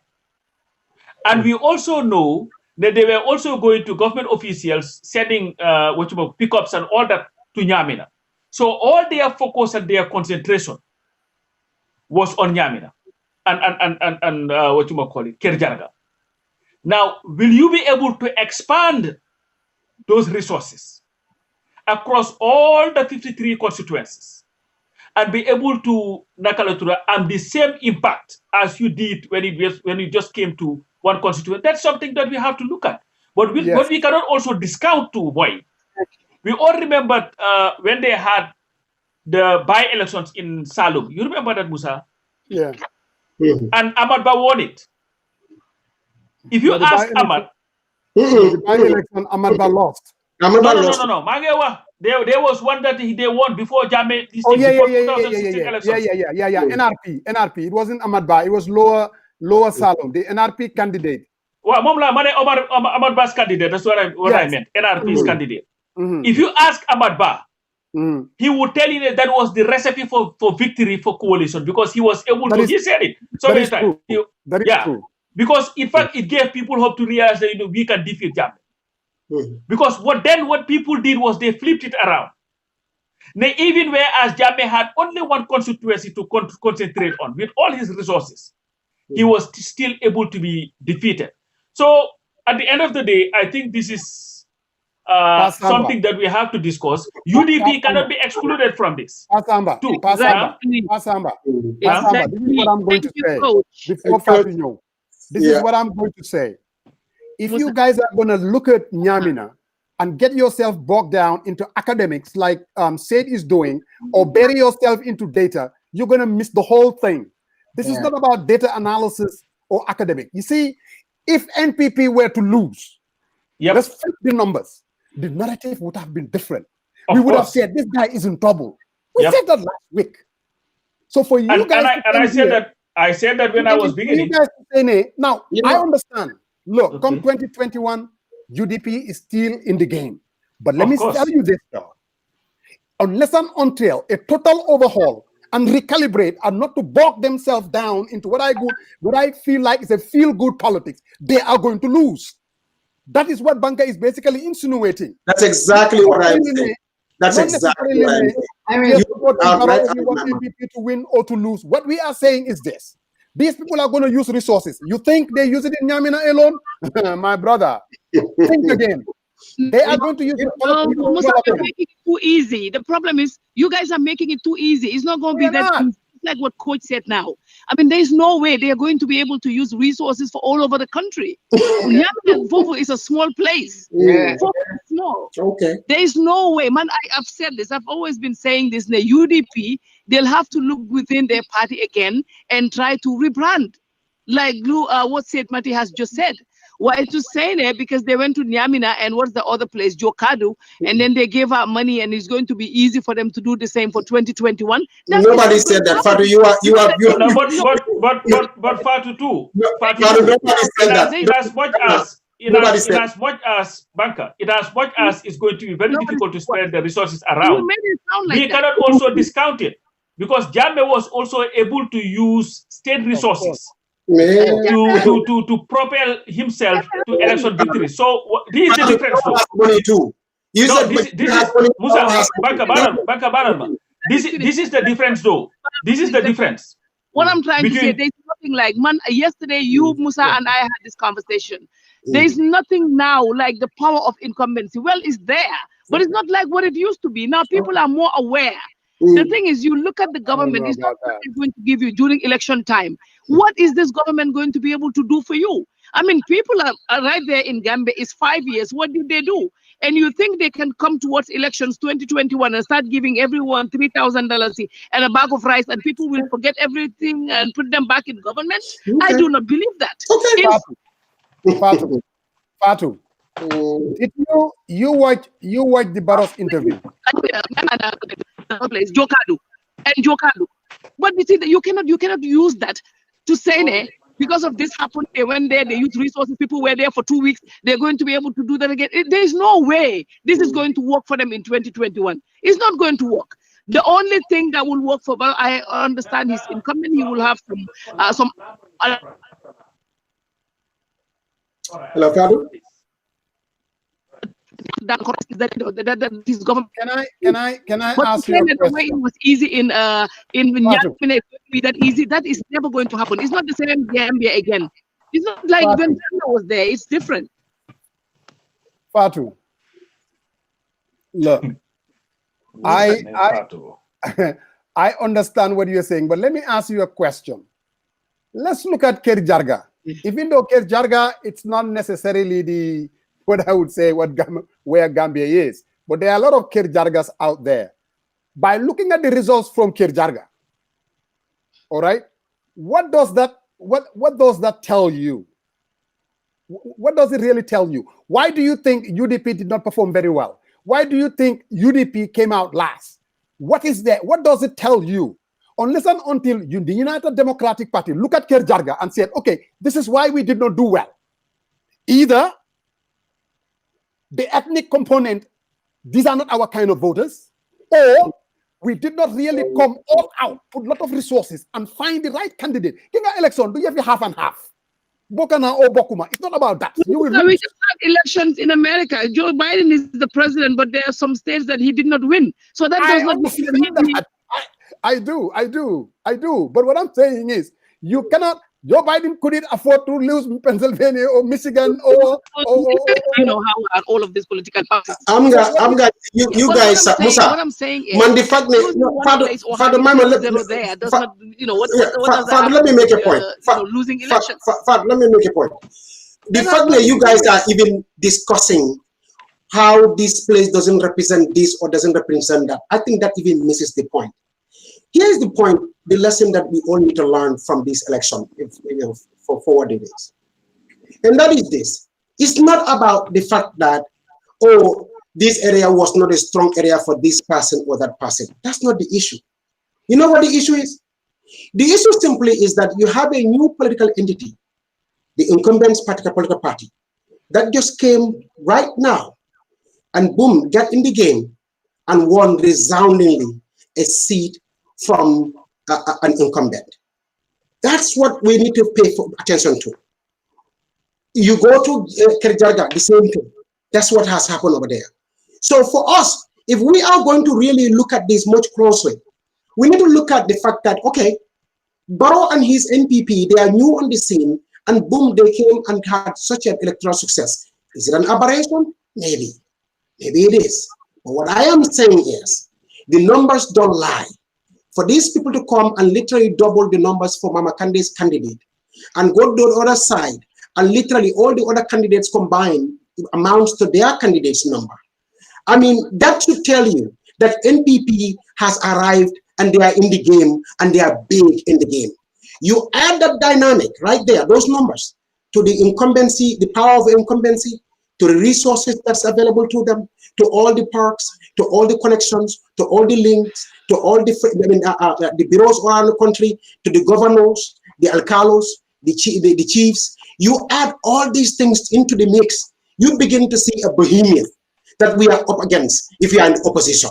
So what we need to do is really, like I said, let's not get all emotional about this, because when emotions don't win elections, they just don't. Stacey Abrams, when she was beaten in Georgia, what she did was said, you know what, let me go back to the drawing board. There is something about this thing that I need to work on and think of it. And she did, and it paid off big time. So if we are going to sit here, oh, this is not going to happen, it's not going to happen, and just dismiss all these theories as if somehow that, just wishing it away is going to solve it. All of them, but let's not wish these issues away. Jarga and the other places that they can easily. Allow Sait Matty to. I mean, sorry, because it's my internet. NPP also has to do. It's not just like because they want this place, it's going to be easy for them. I mean, nobody said that. Nobody said that. Why? I think the issue here, no, Banka, what you said? No, Banka, you said that when you were talking to Sait. Everything that you were saying, I'm listening. I'm in the car. I didn't say that. You said, is that what I said? That because it's easier, this place is going to be easier. Let me tell you what you said. You said if they are to hold elections today, but that's what you said. No, but that's based on. Oh my God! Help me with this one here. You said if we are to hold elections today, people will win. That's what I said. But but based on what?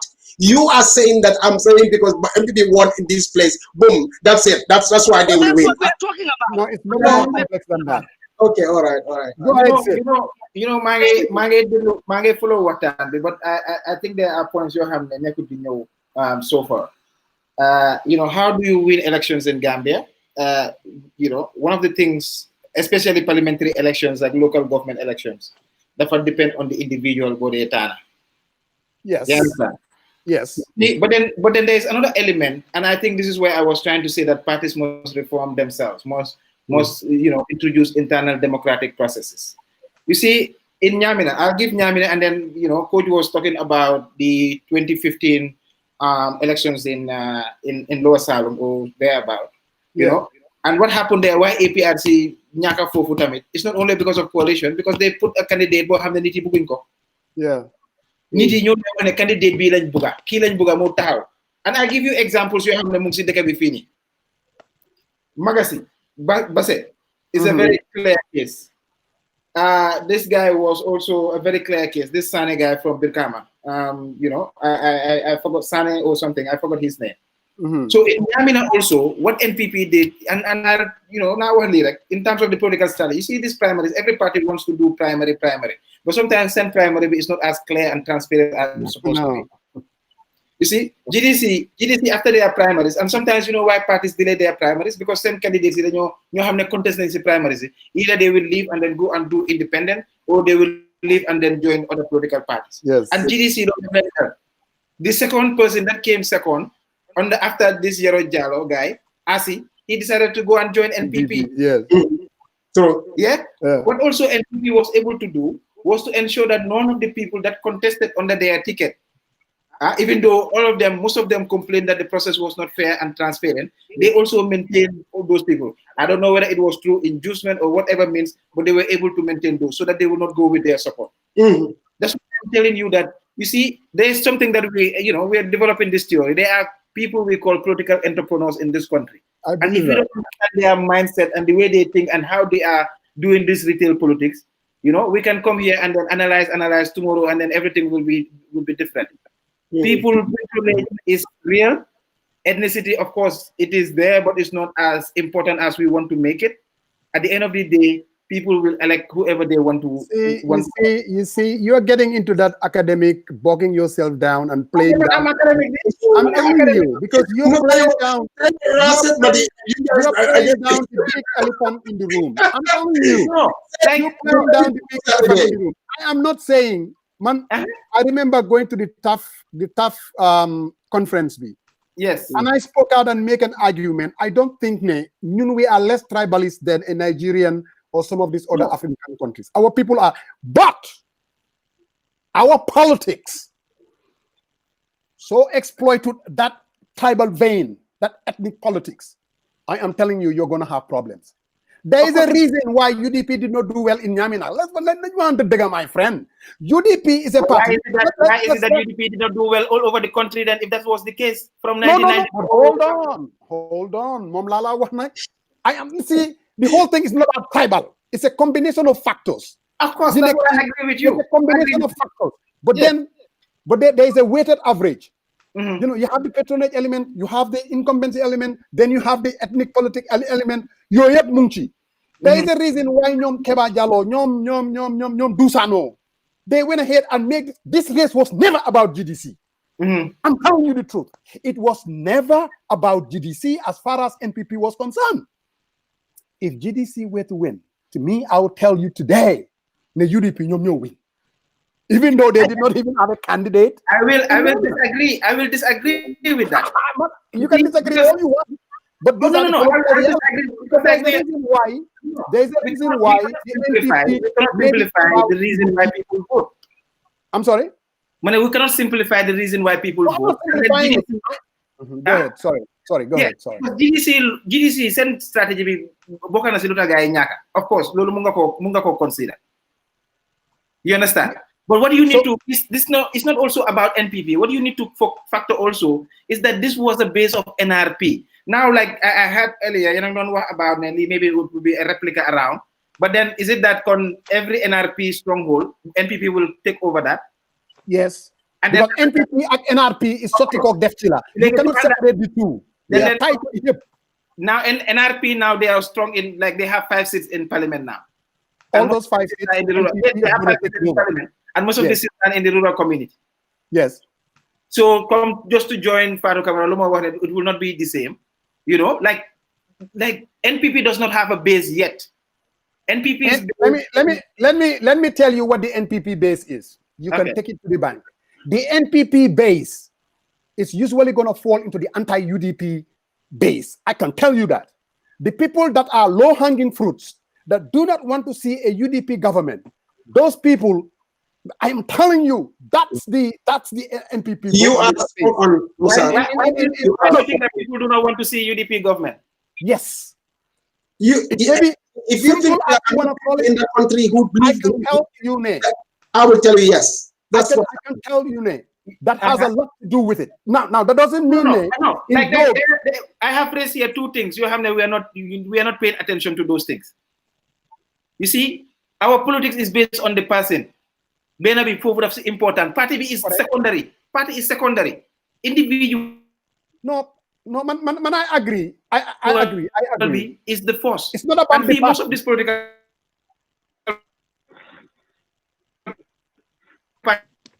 parties are mostly formed by. Yeah, you're breaking very seriously. Yeah, but Banka, he's right about it is not about party. I get that. Yeah, so who is the individual? UDP can let you tahawal. I mean, okay. So, sometimes when I tend to focus. You came big time, but it's okay. You're good now. You're coming. Yeah, I think we like sometimes we focus more on the parties, but we need to also focus on the voters. When I say Gambian voters, like send Georgia, we are swing voters. You tell me that. If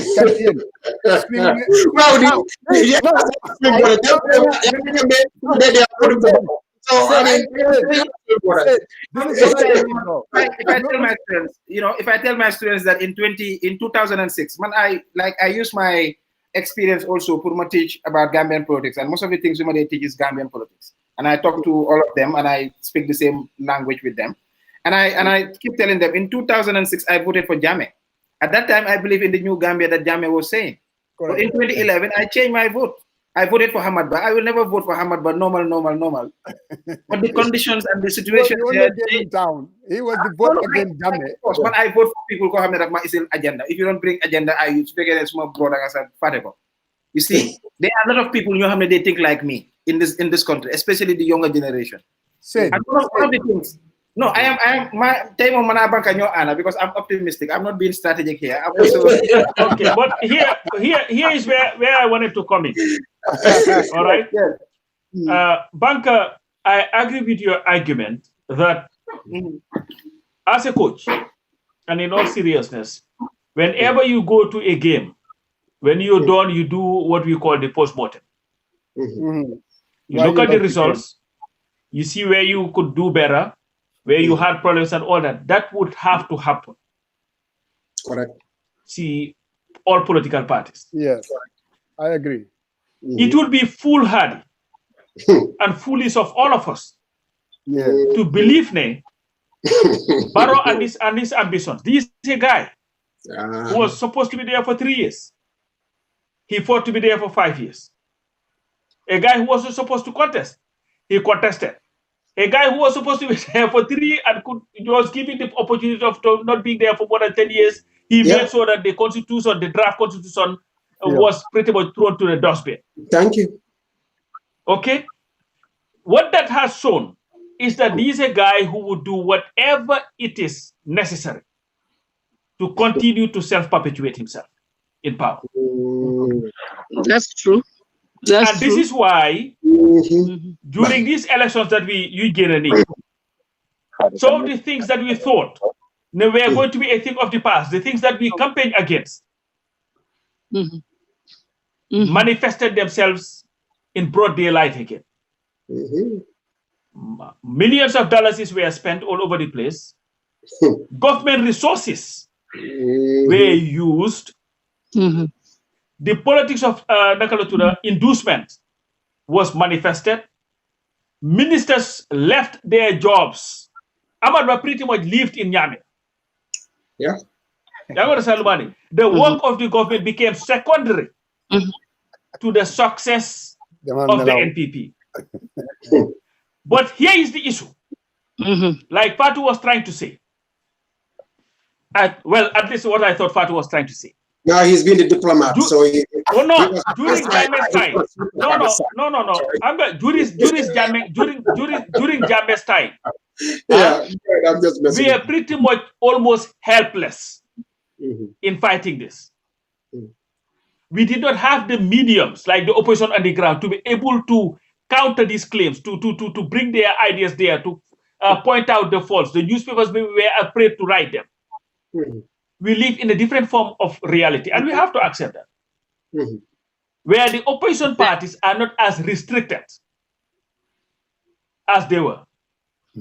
So meaning they may be able to have the resources. And there is one thing that also happens. Isn't it the money that flew in there? Musa, during Jammeh time, if you were, let's say, your own Banca Fisheries Limited or Banca Jai Gerte Saf Limited, if you wanted to donate to an Ousseynou Dabo campaign, you have to do it so down low that you don't even want Jammeh to in fact know that you know Ousseynou Dabo. But as it stands now, there are people who can openly associate themselves with any party and it will not affect their businesses. We've seen that going on now. So the resources would come. But I believe that anybody who underestimates Barrow and his capacity and capability to pretty much empty our treasury and win elections, I think you're fooling yourselves. I think the opposition, they are in a very, very, very, very, very big fight. Yes, Father. Okay, when coach is ready, go ahead. Say what you want to say. Let me just By the way, the UDP spokesman, PJ, is also here. On the line. I just wanted to say one thing. What I'm saying, you know how it is with our politics. If people don't like what you're saying, you don't drop ma. No. Somebody was commenting. But what I'm trying to say, coach, we have to understand it. Time it for change. Man, I know most of the people who are supporting Barrow, they're supporting Barrow because they don't like political UDP. So Dolo is some that is what they're saying. Others, because it's easier with Barrow. There is free corruption. You can steal what you want. I mean, nobody monitors whatever you are doing. Then la buying a laissez-faire. Dolo is in the Barrow government. So because of that, a lot of people will want that to stay because they've learned the arrange. We know ne Barrow digala dina empower amna halisak yoyu. But what I'm trying to explain to you, you guys are thinking like Gambia mungsi dictatorship. That was a long time ago. It was only the government. It was the government giving money, using all the media, doing everything that they wanted to do. The opposition, they were kind of like dead because you cannot do much. So the fact that they were arrested, they were beating people, all of that was happening. This is a democracy. It's a democracy. People are going to be out there. Some will give to UDP openly. Some will give to other political parties openly. The social media is here to counter. what the ruling party is going to be saying. All of that is going to happen. Nit ñi nga xamne no xamna banka ya ngi re way man tam I'm telling you a little bit de luma xam. Nit ñi nga xamne ñom ñu ngi fokk ne dañoo tayal dañoo dem lek xaalis nek ci fele, people are not going to give them peace. Te dinañ ko xam. Te lu ñepp bokk su ko ben nit buggé lek ñepay juk taxaw ne loolu du fi am. Te su loolu amé ñeneen itam dinañ manko. It doesn't have to be UDP rek. Who knows, maybe another political party will come. We talked about that demba wax na len ko mané len ne hitna most people tamit dañ sona ci parti yu fa am. Maybe something else will come up. Su ñëwé op way pour wax ne Baro because ni ak ni incumbent la lele man lolu la bëgg ñu tek wax bobu ne incumbent is no longer a guarantee for any political party pour mu win.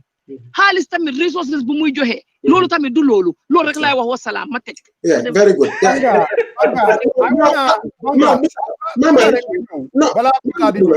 No, I just want to clarify something. Man, clarify. Okay.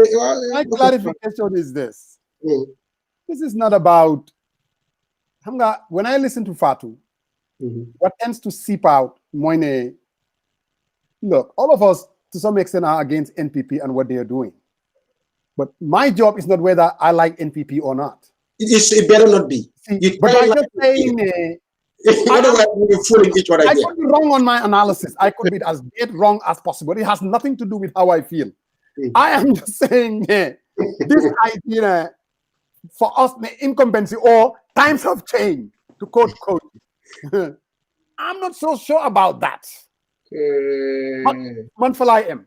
Times have changed. Okay, but let me say something that I wanted to say. And I've said it before, but Fatu, again, I think because maybe she's right. She was in her car. She didn't hear what was said. She just jumped in and is trying to butt in. What I'm trying to say is this, that another day I've said what I've said about building a grand coalition, and that's the way to go. Because you see, several ways you have to fight a government like this. The government that really, if you look at it, Barrow is ambitious. He's going to use every resources he can to get to power. He's willing to grab it by any means necessary. The people that he has around him, some of these people are unsavory on many levels. They will do anything it takes to win. And they have the government machinery behind them. When you are dealing with an institution like that, an entity like that, and an individual like that, the worst thing you can do is to fight them on their own turf. Trust me, I've fought people like that on their own turf, and I've realized what mistake it was. You don't. Go look at the areas where you know you can fight and win your battles and then squeeze your win and go home, because a win is all you are interested in. All this other stuff is more about ego and what people want to hear and what they don't want to hear. I did not come to this, and I don't come to this program on any given day to come and make UDP excited and they're all happy and it's whatever. No, oh, Banka is the guy. He's a good guy. Banka is the one. No, I'm not interested. If you guys ask Usainu Dabo himself, he will tell you that. I don't play that game. I tell it like I see it. You take it, fine. You don't take it, fine. Karamba Ture, you guys ask him. We are the ones in the struggle together. This is how I always have to deal with these issues. I tell it like I see it, and trust me, like I always say, my batting average is very, very good. Would you stop with your batting average, please? My batting average is really, really good. So why? No, it's okay. I get that. Musuba antenna is very low these days. It's all right. I get it. The point that I'm trying to make is this: that when you are dealing with a situation like this, forget emotions and what you want to hear and what you really are excited about. Good. Yeah. That feel good. Or we can come here and make each other and pump each other off, feel good, and go home. We've done that during the Jammeh days, trust me, and I've seen what it did to us. There's no point in doing so. What I think we need to do right now is to go back and look at this win and put it within all the context that we can put it in, and then some. Let's not sit here and assume, oh, this is just that place. We're going to look at the demographics, and in fact, UDP never ran in this place, and then contextualizing it in that frame. What we have here is NPP came, they are brand new, and boom, they are winning big. Everybody that they ran against is their opposition, and they won big. Now, we can sit here and make this, you can say, oh, this is the UDP stronghold. Well, it's Mama Kande's stronghold, fine.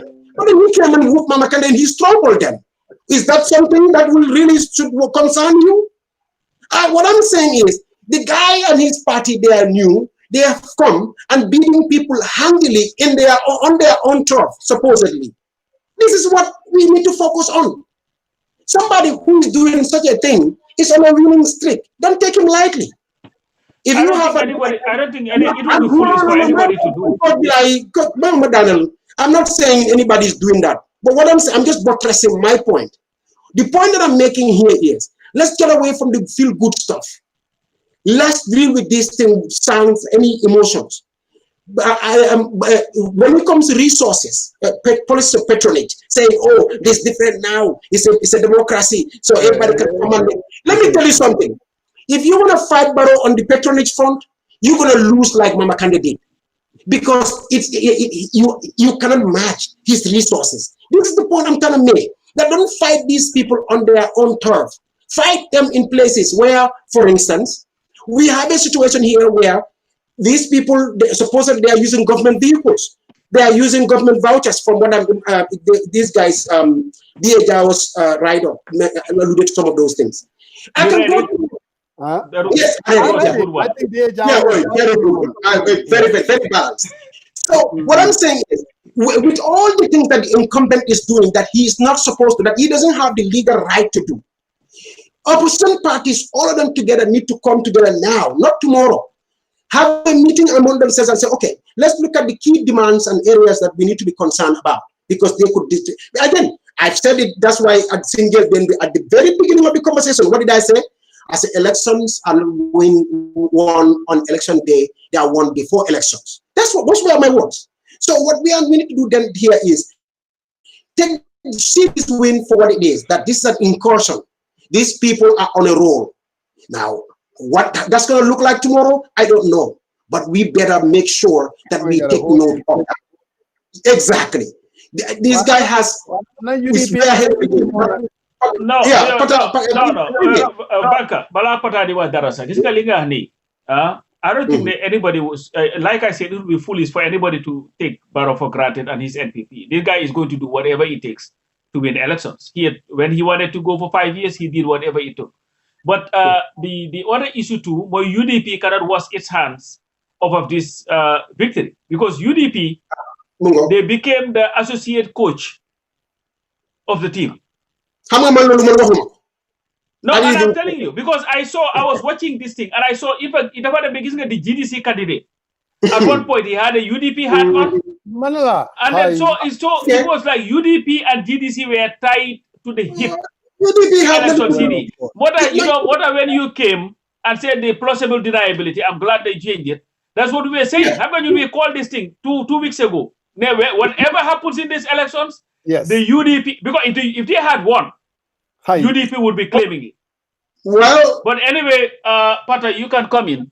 But then look, let's just say UDP have nothing to do with this. UDP was not even part of it. Let's say that. No, they were. We cannot say that because that's not the reality. They were. They sent a very high-powered delegation for Funun. We have seen this movie before. I have seen this movie before. And trust me, it never ended well. Moving I want you to watch the scores, Banker. Aston Villa is playing against Arsenal. Just watch the scores. Go ahead, Father. Aston Villa, Arsenal. Very important here. Go ahead. If I were the customer here and I have to report this to the Better Business Bureau, you guys are going to be graded very poorly because you had a customer waiting here forever. We are Gambians, and that's how we do it in the Gambia. So hey, let you drop, Plaza. I have been for 23 minutes. I agree. One, Ted was already sweating, and I'm glad that he dropped. And then I was dealing with how many low antennas I'm seeing. Mine is very low. This antenna, I cannot believe the kind of antennas I'm seeing that day. Coach, Coach, I did not grade you, right?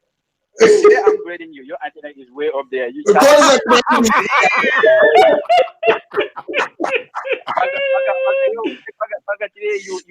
left your antenna at home. Plausible deniability. Let me start 4 things first. I am the most disappointed in the by-elections to 2 places. One being, let me start off with Kerr Jarga. If I have it my way, I would have allowed just one candidate like the GDC to have duke it out with Adama, because I do not want Adama to win any elections going into 2021. Personally, that's what my preference was. I would not, if I were to make decisions for the UDP, and I had said this before, Coach, you and I talked about it, we were not going to put up a candidate, because if you see the elections from the 2018, UDP had 500 votes from that place. And then that was why the reason in the morning I had to put up the results coming up from those areas for the presidential elections in the previous years, so people can see. It is very natural that parties will not, certain places will not be their strongholds. I get it. But if you are a national party, you cannot just be not putting up candidates in places only because you feel you are not going to win. UDP has to put their hands up and know that they perform very poorly in that place. And maybe, just maybe, because of the many parties that we had in here, well, it was APRC, UDP and stuff, maybe that also caused Mama Kande. But one thing is clear too, Adama Barrow is eating into Mama Kande, even where he is eating to UDP. I think it does look like Mama Kande people, like what Mama Kande did to Ahmad Ba. Correct. I said, you are repeating my sentence. That's what I said. Yeah. Yes. Where he had taken Ahmad Ba's base, Adama also is coming up and taking his base. Correct. Not to lie, nobody should dismiss that Adama is actually taking votes from even within the UDP. That's natural. He came from us. That's a given. Correct. Now, Niamina, two things happening here. Let's even say the UDP had never put up any candidate in those places. UDP coming to say that we are not putting up a candidate and we are back in the GDC. Tacitly basically mean that UDP are participating in the election. Correct.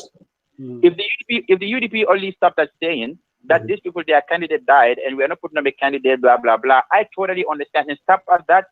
That's fine. But the fact that they pronounce that they are supporting and they even send delegates in there, UDP has a fight in the battle. They do. They were fully involved. Whether we have a base in there or not. Now, here is one thing we need to check. In the National Assembly elections, the last one, the coalition candidate, there was only one coalition candidate in there.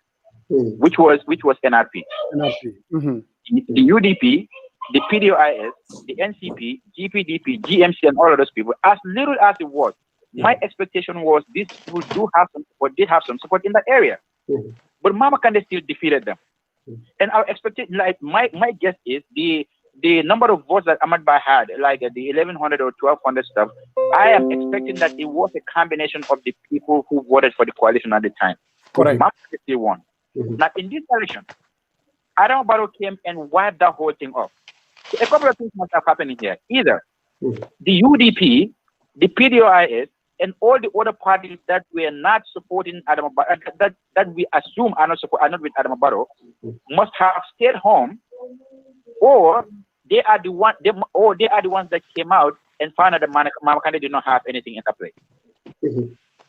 So we can give the win to Adama, and he has it. He clearly won the place.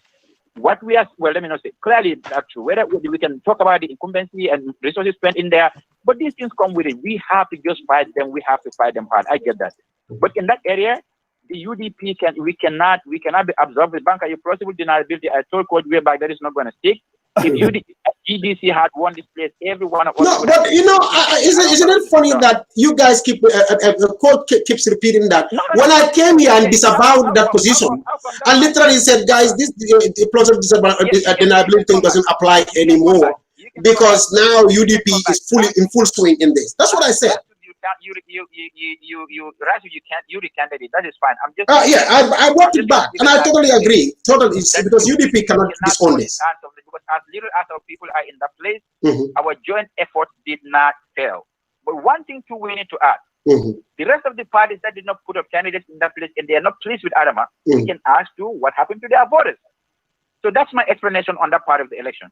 Now, there is a danger in here. Like we have seen a lot of people who are saying Adama Barrow, the way he's taking the country, we don't appreciate it. I get it.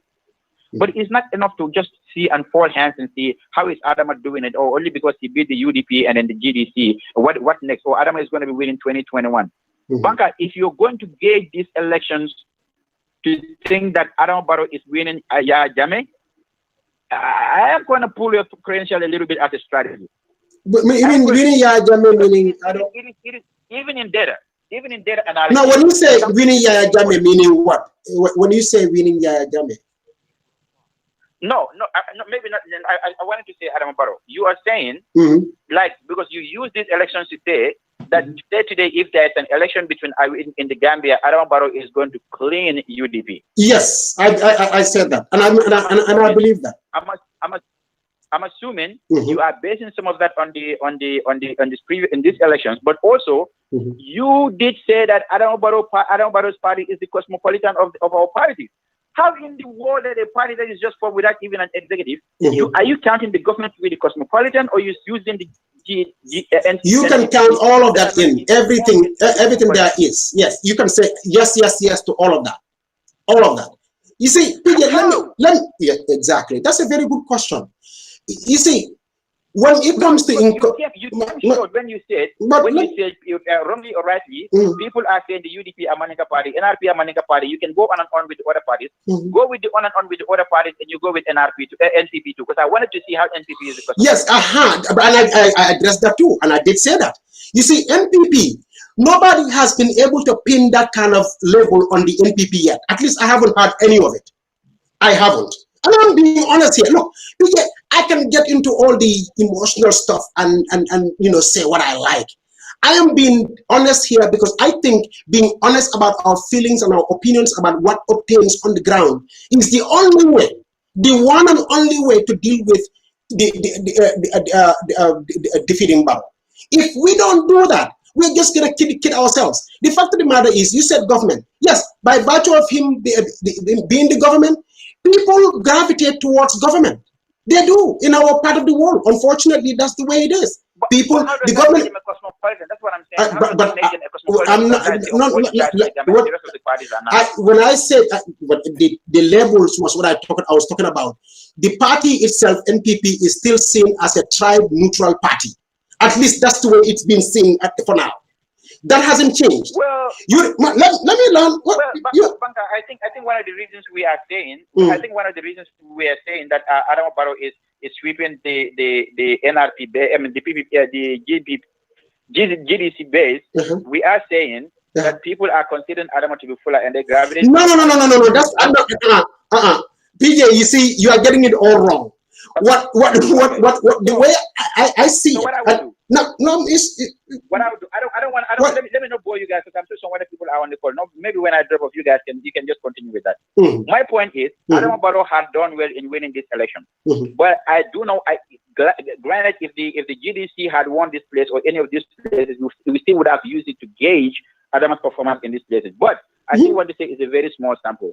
Look, PJ, it's not about sample. You see, and I've said this. No, listen to me, PJ. Let me just laugh. Most importantly, my party, the UDP, needed a little bit more serious, or not even a little bit, a lot more serious of a groundwork in that country to break barriers.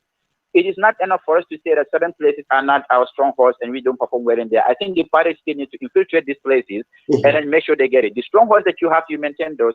But for you to be able to make headway, you still need to be able to go. But you are so right. You are so right, but you see, now you are coming around. I'm telling you, it is the funny thing. Banka, that's what I'm saying. This is why in my post I said UDP or any party cannot say that this place is not my stronghold and they're not going to put up a candidate there. I agree. UDP putting up a candidate in Kerr, Jarga, whether they have more support or not, they have that visibility and they need to be doing that more and more in that place. I am with you. Before you drop off, this is what I want to say. And his party is going to have a serious national election in that country. No, I totally agree with you. What I'm still saying is, the whole idea let me respond to him because you've been going back and forth with him. No, but that's what I'm saying. I just want to make a clarification on something here and I'll let you comment. Okay. We are having a chat. PJ, what I want you to do is this. To realize that this is not even about, like I said, for me, it's not an issue of, oh, this one was strong here anyway, this one wasn't strong here anyway. I kept repeating that over and over again. Mama Kande is not the issue here because Mama Kande is not the one in power. He's not the one who is being deposed. It's not. At the end of the day, what we are dealing with is Barrow and his presidency, the incumbency, and what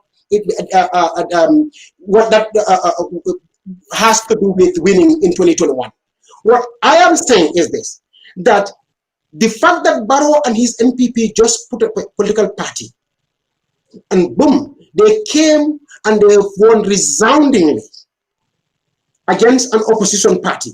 Whether that's UDP or NPP or DOI or whatever, I don't care. And I kept saying that. This is not about even UDP or that or that or that for me. The fact of the matter is you have to look at it within that context, that this one was supposed to be Mama Kande's stronghold. He holds this place down. This guy was the one who was there. This guy came and beat him there resoundingly.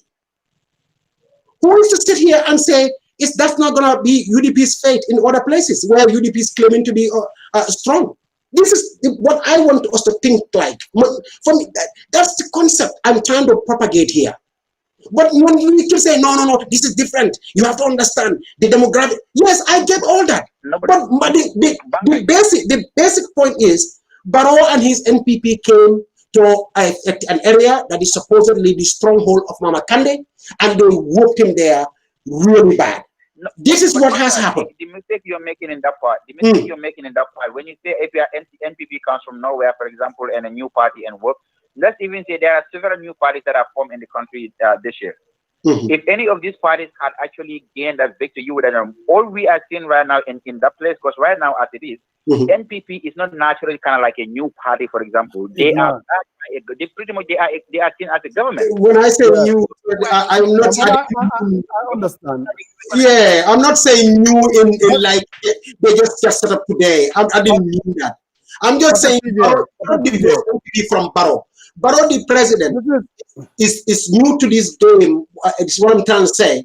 And then he is the one we have to go up against. That is UDP and all the parties. He's beating parties already in the areas that they are supposed to be. That's supposed to be their stronghold. You must take that seriously and say, you know what? This guy's on a roll. He has momentum. Yeah, and he's moving. But I don't think back there is anybody who is not taking that seriously. I think that's where the divergence of views come in. Everybody takes it seriously, but everybody is also analyzing it differently. Okay. So that doesn't mean that nobody. Seriously, I have said my piece. People are taking it seriously, because what I'm hearing from, let's say, Fatu and yourself, and even to some extent Pata PJ, is trying to create excuses why this thing is happening. Exactly. Why that's my problem. Nobody should be extrapolating that it could happen in 2021. You guys are playing it down. Pata PJ is talking about something. Well, Musa, I'm gonna no. When you watch the people, anytime people look at, when people give explanations are not different from excuses. That's what I'm trying to tell you. I came in here, I said, we are disappointed and we have to hold our hands up. I said that. No, you did. Wahanga Sone, the sampling, using that sampling, Sone using that sampling is too small and you cannot extrapolate it. Because what we are saying is this. We saw Barrow gave an interview. We saw Barrow, someone who walked into the convention 4 or 5 years ago. This is a totally different person. You're talking about someone who's been talking about experience. You're talking about somebody now who is asserting himself that I am in control. And then the same week, this guy from Jokadu to Niamina, he double or triple the opposition votes. What we are saying is, call it sampling, but a political perception has been established. And unless and until the opposition go... Now, last week we said, any political party that did not compete in Niamina, to me, they ain't going to do well in 2021. Why did we say that? There is a reason why we said that. We also said, UDP, even if they're going to compete in Kerr Jarga, they cannot do it, at least that's what I said. They can't do it half-ass. We know that there are areas that's not going to be your stronghold. But you have to fight like hell, put resources, find the right candidate, and assert yourself to minimize. Because I'm the election summit, you don't win everywhere. But you have to be competitive everywhere in order to be able to win. But if you can Kerr Jarga and all you got is 200 votes, and then you said, it's not my stronghold, I'm going to wait until I get to Badibu or until I get to Kiang, and there you go there and you don't win, big time, in a big way, at the end of the day, you're going to lose the elections. That's all we are saying. They have to be competitive. Yes. I wanna come and address something here right now. But go ahead. No, I'm the highest antenna here. No. Because listen, but when I came in, What I made absolutely clear, I went back to the numbers and showed the numbers. And when I talked about the elections that happened in 2015, when that happened, there were some people who took that as the, you know what, maybe that was the sampling that was needed. The Jammeh would be defeated. Now, if you do that, then you cannot turn around and dismiss two Barrow's win as if it's not going to happen. Because what I did was present the numbers. And this is where I also said, Musa, but somebody is trying to make excuses. Because at the end of the day, to me, 2021 depends on what Barrow is going to do, to what extent to be able to win. And I make it absolutely clear here. Now, based on everything that we've seen this guy do since he came to power, whether it was a 3-year, whether it was not contesting again, whether it was forming what do they call it, a political party, whether it was sabotaging the draft constitution, whether it was the resources that he used in these past elections, that this guy would do whatever it takes to be able to win elections. Because we've seen that. When it comes to it, Barrow would do whatever Barrow has to do to be able to succeed in his desires. And I believe it would be foolish of anybody to just want to dismiss him and say that he's not going to win because of Kerr Jarga Reklevin or Niamina Reklevin. No. Whatever playbook he used in Kerr Jarga and Niamina, he would try to use across the country. Can I ask you a question? Can I ask you a question? Pasamba. You are saying yeah, you can go now if you don't have anything to say. It's okay. Let me can I Daniel, bro.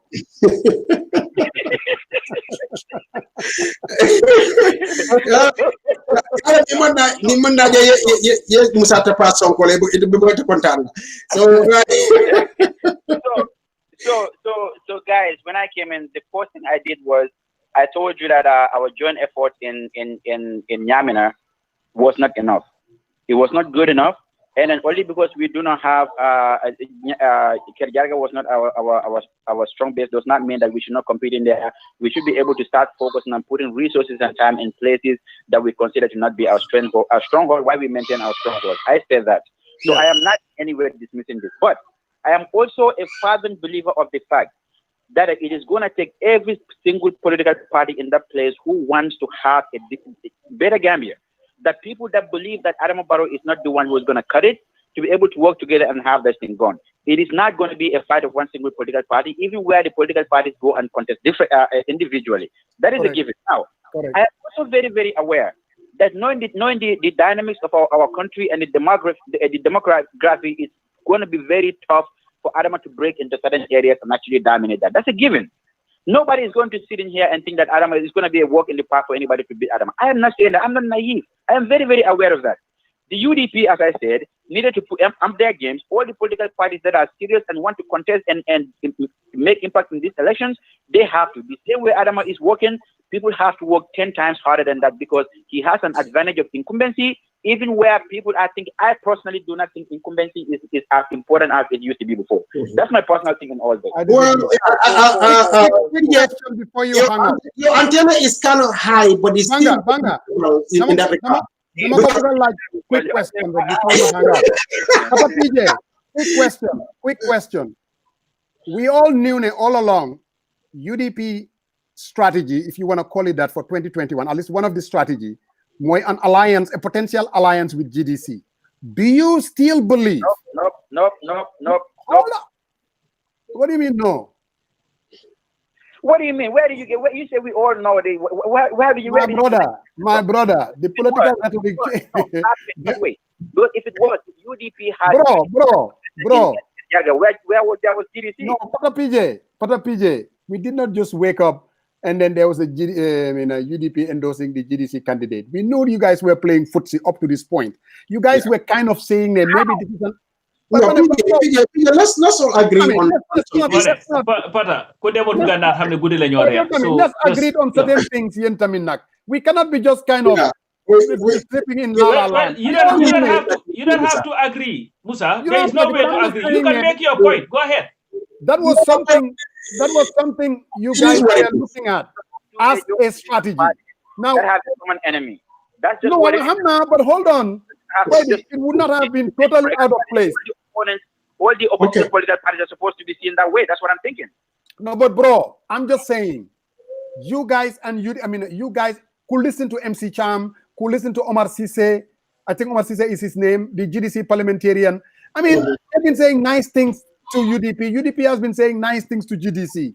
Basically, and you guys were working on it. At the end of the day, you guys might work together. What I'm saying is that strategic alliance enough to stop NPP? That's all I'm trying to ask you. So here is my honest opinion, right? Mm-hmm.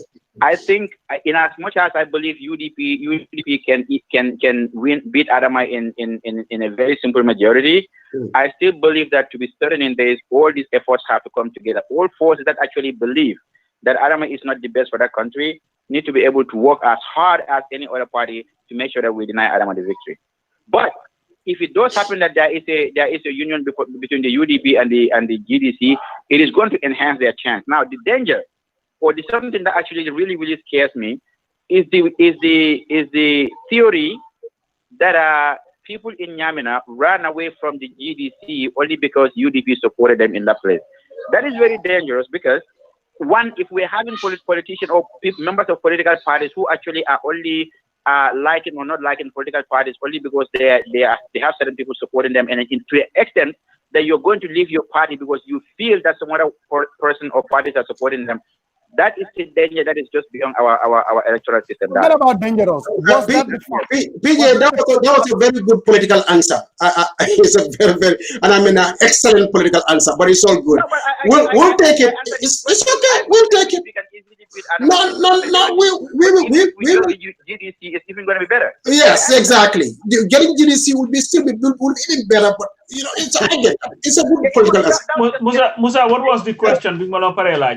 No, but we have we have the UDP spokesperson. The NPP spokesperson also has called him. No, Musa, you wanted to ask me a question. What was the question? Yes, Why, guys?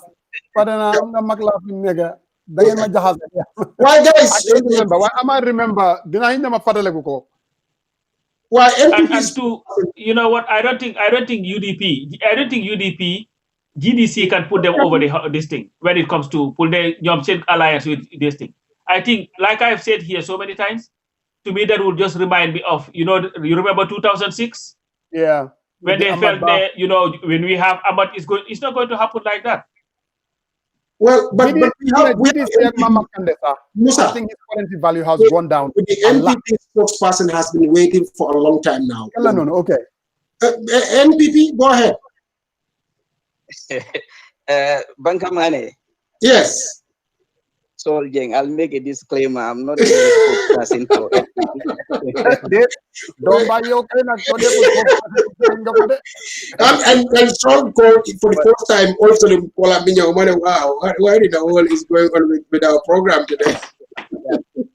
But I'm a fervent supporter of NPP and Barrow.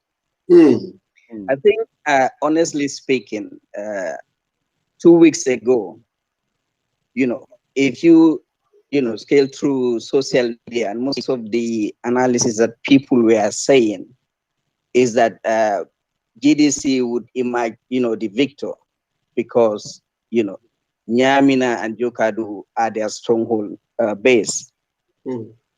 And then even on Friday, Coach spoke on the Gis show, and then I was following, and Jack asked all of the panelists who they think would emerge victor, and 90% of them all agreed, that GDC would win.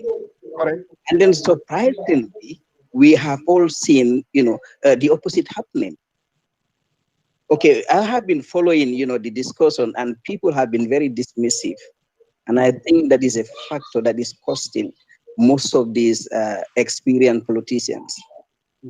Because we tend to dismiss things and we trivialize them when actually those are the main factors that could either make us winners or losers. Let's take the incumbency as an example.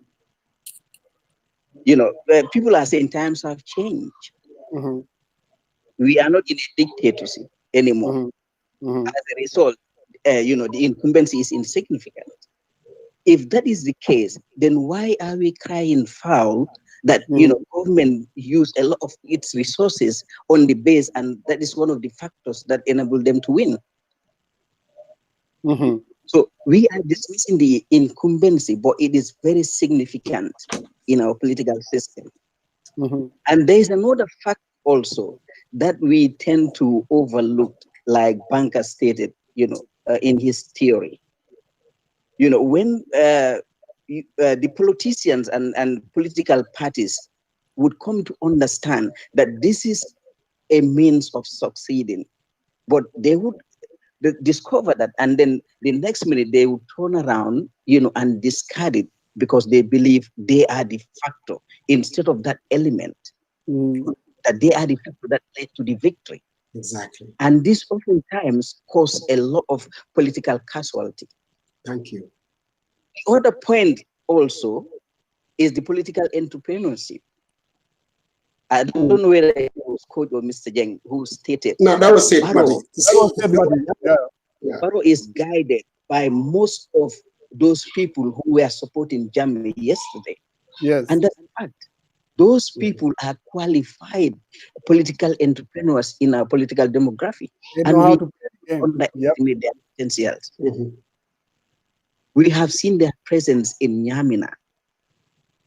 And these people know what it takes and what they have to use to win elections. So I would agree with Pata that, the political parties, if they want to take on Barrow full time, they need to go back to the drawing board and look at the factors that made them fail. Once you understand those factors and appreciate them, then you can pose a tough challenge to Barrow. But until they do that, Barrow would have 2021 as an easy ride, just like he did with Niamina and Jokadu. That's my point for now. Yeah, thank you, NVP. Well, the way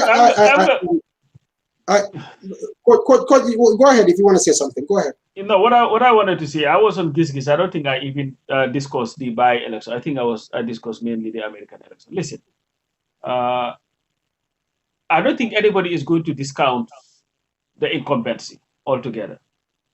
But we are saying that at least the playing field is a lot more level now than it was under Jammeh, where the parties would not be able to do a lot. But there is something that Pata said that I find to be a little defeatist. However, you got that. Because to me, maybe I am wrong. I've gone from the emphatic confidence that we are going to beat him to, well, I think we can beat him, but it would be better if we have all these forces work together. I don't know whether I'm wrong. I don't know, Musa, whether you picked on that. Sibopa. Well, because what I picked up from Tapata Moine, unless and until the other parties get involved, Nyom Tamit, just like the UDP or any other party, and put in their, in other words, if you're going to rely on some of these other parties to defeat Barrow, my brother, you're going to have a rude awakening. No, then I get. Maybe his thinking is, okay, if we spread the votes, we stand a chance. Oh, for 1997. Yeah, no, to 2021. I mean, like, if we're going to do it under the 1997 Constitution. Yes, then, you have to have that spread of the votes. This is what I believe. I don't believe GDC would be able to do much to help the UDP. No.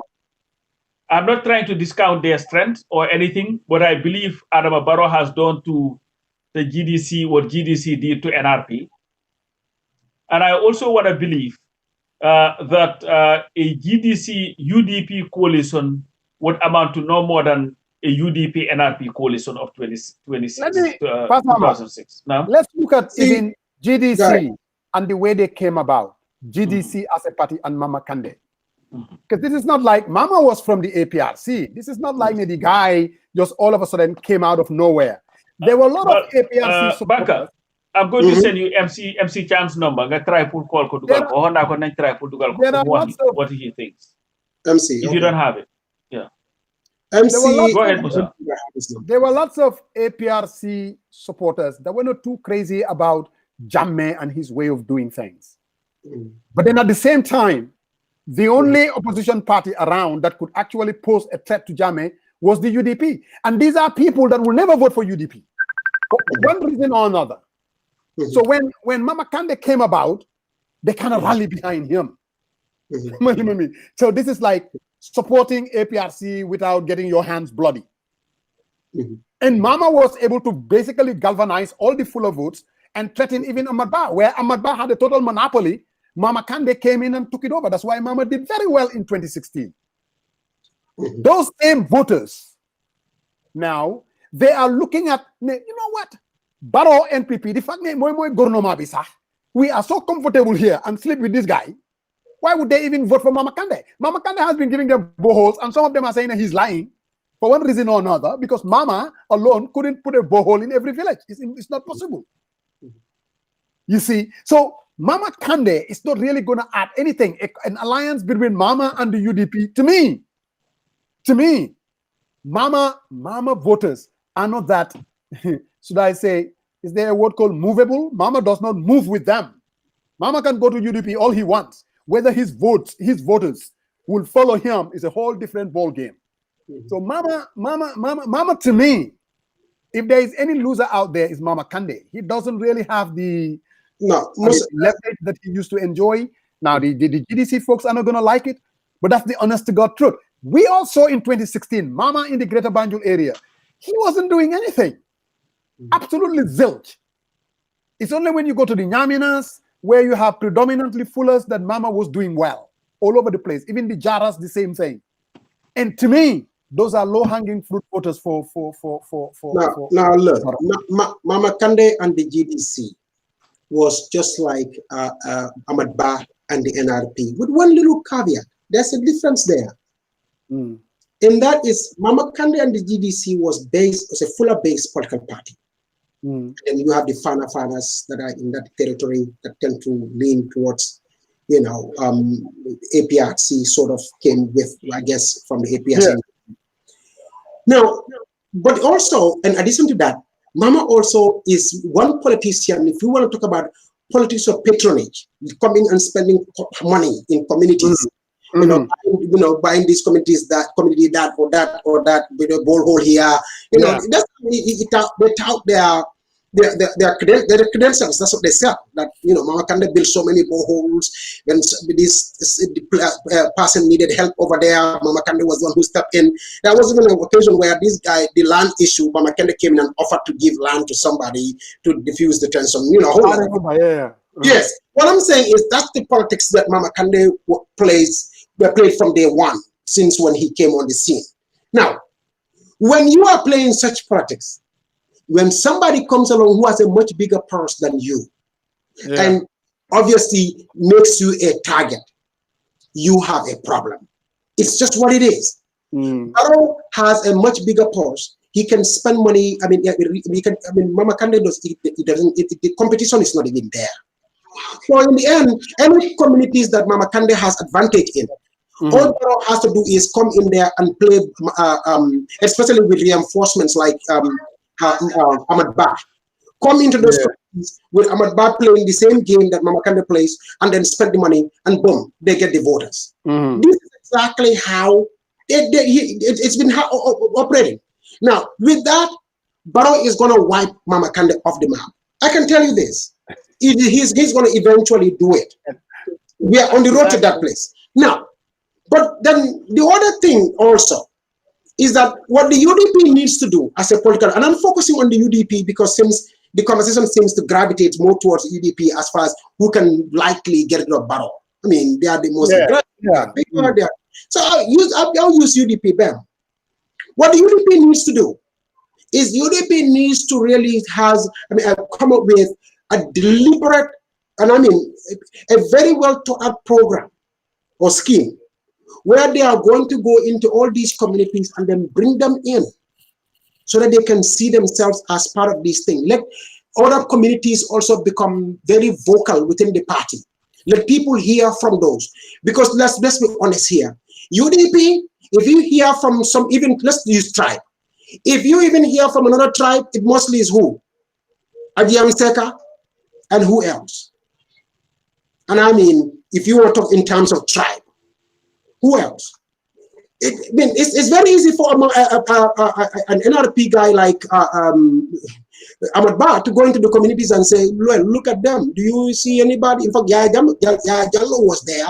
Did he tell you what they did to him? You know, and then use this, brought this dog whistles. Now, UDP, trust me, I am being just playing with this so that you guys can hear, and I want you to listen to me with, you know, I pandering like say, blame the accent, Holland, the accent. Not al Gisola. This is very, very, very, very important. Probably understand that at the end of the day, the party needs to find a way to rebrand itself and look like it's shifting. When I say shifting, meaning all these communities become much more pronounced within the echelon of the party, within the officials of the party, within the whole structure of the party, so that it looks like a real party that resembles the entire Gambia. That's what it needs to look like. But now, I want to ask you a question on that. Mangenyo. On that. Yeah. Okay. Go and ask me. Because you said they need to rebrand. I'm going. We can't talk on platitudes. Yes, that's what I was saying, though. But I did define it. UDP, the UDP of today and the UDP of 2016. Any honest person will tell you they have rebranded themselves. Oh yes, they have. Now, I mean, now my question to you, though, the big elephant in the room. It's the Secretary General of the party and the standard bearer who is going to be the leader of the UDP come 2021. At least that's the political fact. Yes. Do you share the view that rebranding has to go even to the top of the ticket and bring in someone else to represent UDP? Or do you think they can still do it? Because no, you have raised a very important question, Musa. And I mean, it gets to the heart of the issue. And that is that when I mentioned earlier here that self-reflection is needed, that these parties need to go back to the drawing board and relook at themselves and rebrand. That rebranding itself has to include that. That, you know what? Honorable Dawa has been the one who's been leading, being our flag bearer for all these years. Why don't we also explore the idea of having somebody else on top of the ticket? That should be a conversation that the UDP should allow to have. It's just unfortunate, even though Dabo himself will tell you, look, if they pick me and then we'll have a process, have their primary and that. But in the moment he says that, generally when you hear from the Dabo is our candidate, Dabo is our guy, Dabo is one.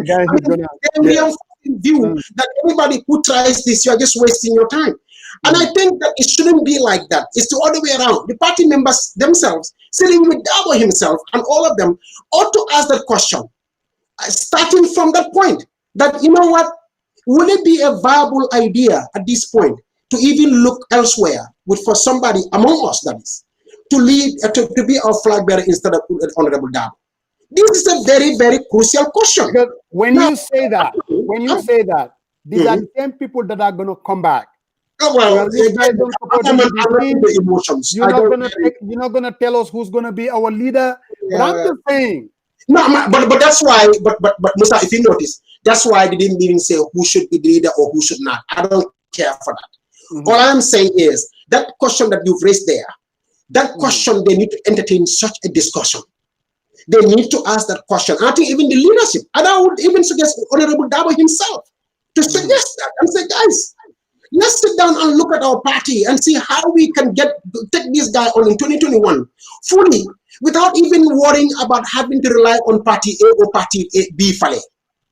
Because if the UDP itself, if it does some reforms, major reforms within itself, it can build a grand coalition without even looking like they are trying to get Mama Candace and DDC or that party over there. That I'm not even thinking about that because that's exactly. If you know, I kept saying, if you look at the Democratic Party in the United States, it's a coalition. Don't let nobody fool you.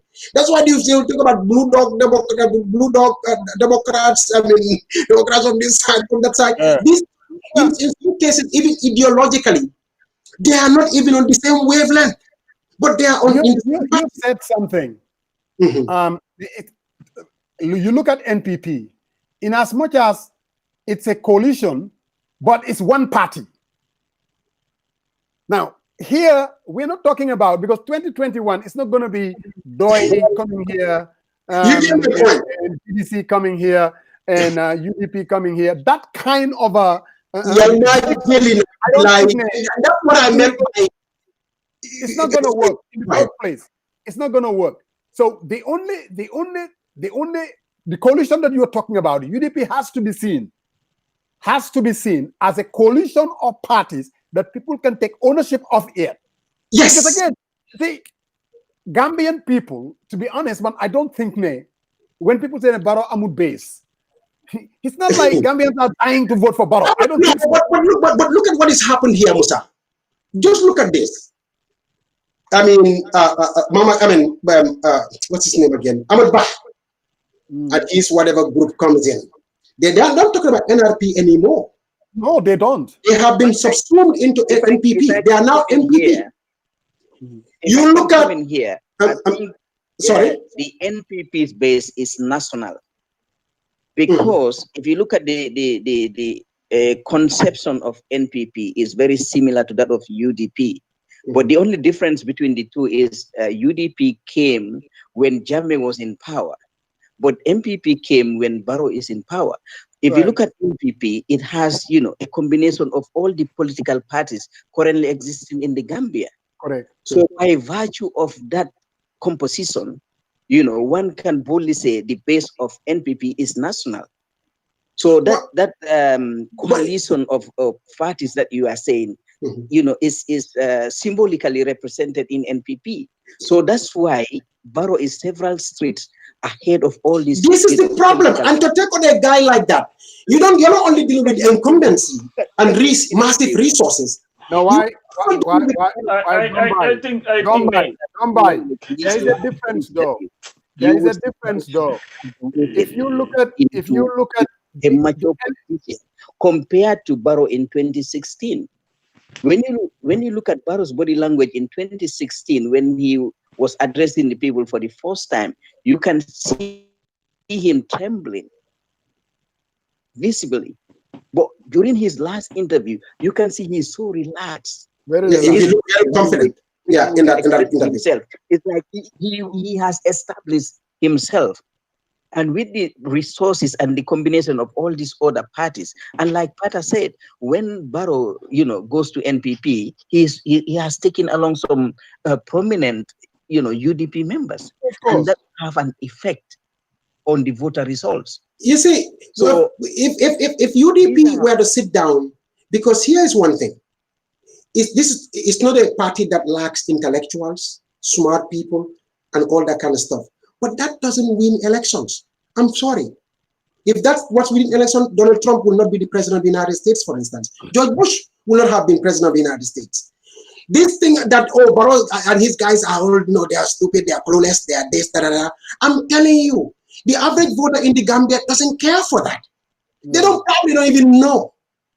So at the end of the day, you gotta go back to the drawing board and study this group, these people, and this entity, and say, what do we need to do to take them on, and then beat them come these 2021 elections? I think I disagree with where you're going with this. That's fine. No. Because to just say because of they lost this election, so UDP has to rebrand. They have to, in fact, look at Usainu Dabo. Maybe I'm wrong, but my understanding what you say, and maybe look at another person. Let me rectify that. I didn't say because of this election they should do that. That's not why should they do it? Because of elections, in the conversation will happen. UDP. No. This is the conversation that I've had with people even before this election. So let me ask you. Is it your contention? It is there your contention or your belief? The UDP would do much better with a different candidate than Usainu? No, I didn't say that either. No, I'm just asking a question, just to understand. Just to understand. Don't go defensive. Okay, let me answer the question. Okay. Musa asked a question. I said, as part of that rebranding, they should allow for all kinds of questions, including even this idea, and entertain the idea of whether Usain Dabo is the most viable at this point. They should entertain such a question. I agree with that. But here is the thing, though, with the UDP. I'm not a member of the UDP. I would never have been, may never be. There is zero chance that I will ever be. But maybe Langal never maybe they. No, listen. The issue, the issue here is if we just look at this objectively, the UDP of like a November 2016 is absolutely different from the UDP of today. The UDP today is a lot more rebrand UDP. I just said that. Like Musa was saying, than ever before. So what I'm saying here is, to me, I believe it is a party that has rebranded a great deal. You've said it. We all agree. This is a UDP now. When you talk about the UDP, there was a time the only person that you see was Usain Dabo. We all agree. Today, you're looking at, when they talk about the UDP, you're talking about Etali Bensouda, you're talking about Olidiba that we had here the last time. Became more prominent. They have a spokesperson who was not even associated with the party. So I think the party has rebranded. Where I agree with you, the UDP cannot also just dismiss the election that happened. They should look at it, because they cannot also extricate to borrow from SFL themselves from these results. Because I believe 100% if NPP had 0 votes at a polling station, UDP, Natamas would have been the first one to point that out and then would make a big write-up about it. So the UDP would have to be able to look at that and maybe look at their strategy. Asama, do you believe, we're talking about the United Democratic Party rebranding themselves, at least that's what Sait Matty said, rebranding themselves. Do you believe they have rebranded themselves enough to make a difference? That's my point. They haven't. Okay, Hamgalolo Musa, that question is very difficult to answer now. But your take on it. I mean, here is opinion based. Okay, now no. Why? Just give me a chance to answer the question, direct. Yeah, go ahead. Just give me the chance to answer the question. I'm just saying here we are. No, Lumala, man, I've seen that the party had gone through tremendous amount of rebranding. I said that. More than any other party in that country. Tell me something else. We know that. So whether that's enough to get them over the hump, that is yet to be seen. Let me ask you this other follow-up question. Yes. But I'm going to ask the difficult questions that nobody wants. Do you believe removing Dabo, Mubak, and other candidate, that UDP has a better chance of performing come 2021, or are they better off sticking with Dabo up to this point, because he's the one that brings the energy and everything else within the party? What is your take? What do you think? Let me tell you, I think we've had this conversation offline before. If the UDP today names an other candidate, man might believe Lala needed, other than Usainu, they are toast, especially 2021 election season. Especially at this point. Let me tell you, if Usainu had come out, let's say when he came out, and said, you know what, I'm not interested in running. At that point, it would have been very easy to bring up somebody like that. But as we speak, Usainu's ambitions to run is very much known. And there are some voters, like you said here when we started this conversation earlier. There are some people who support parties not based on their policy and programs, but both and their individuals. Correct. There are people who are Usainu Dabo supporters. Just like there are people who are Halifa Sallah supporters. And the UDP, the in a very, very delicate situation. Very. There are people who have one foot firmly planted with UDP because of Ngor, Maryland, pulling them the other way because of Chen Kolere and Usainu. But anything that looks like Ousseynou Bokuti would be like, you know what, you tell what's a dog direct. No, but Pasamba, let's probe it through though. It depends who the party is going to endorse and who endorses it.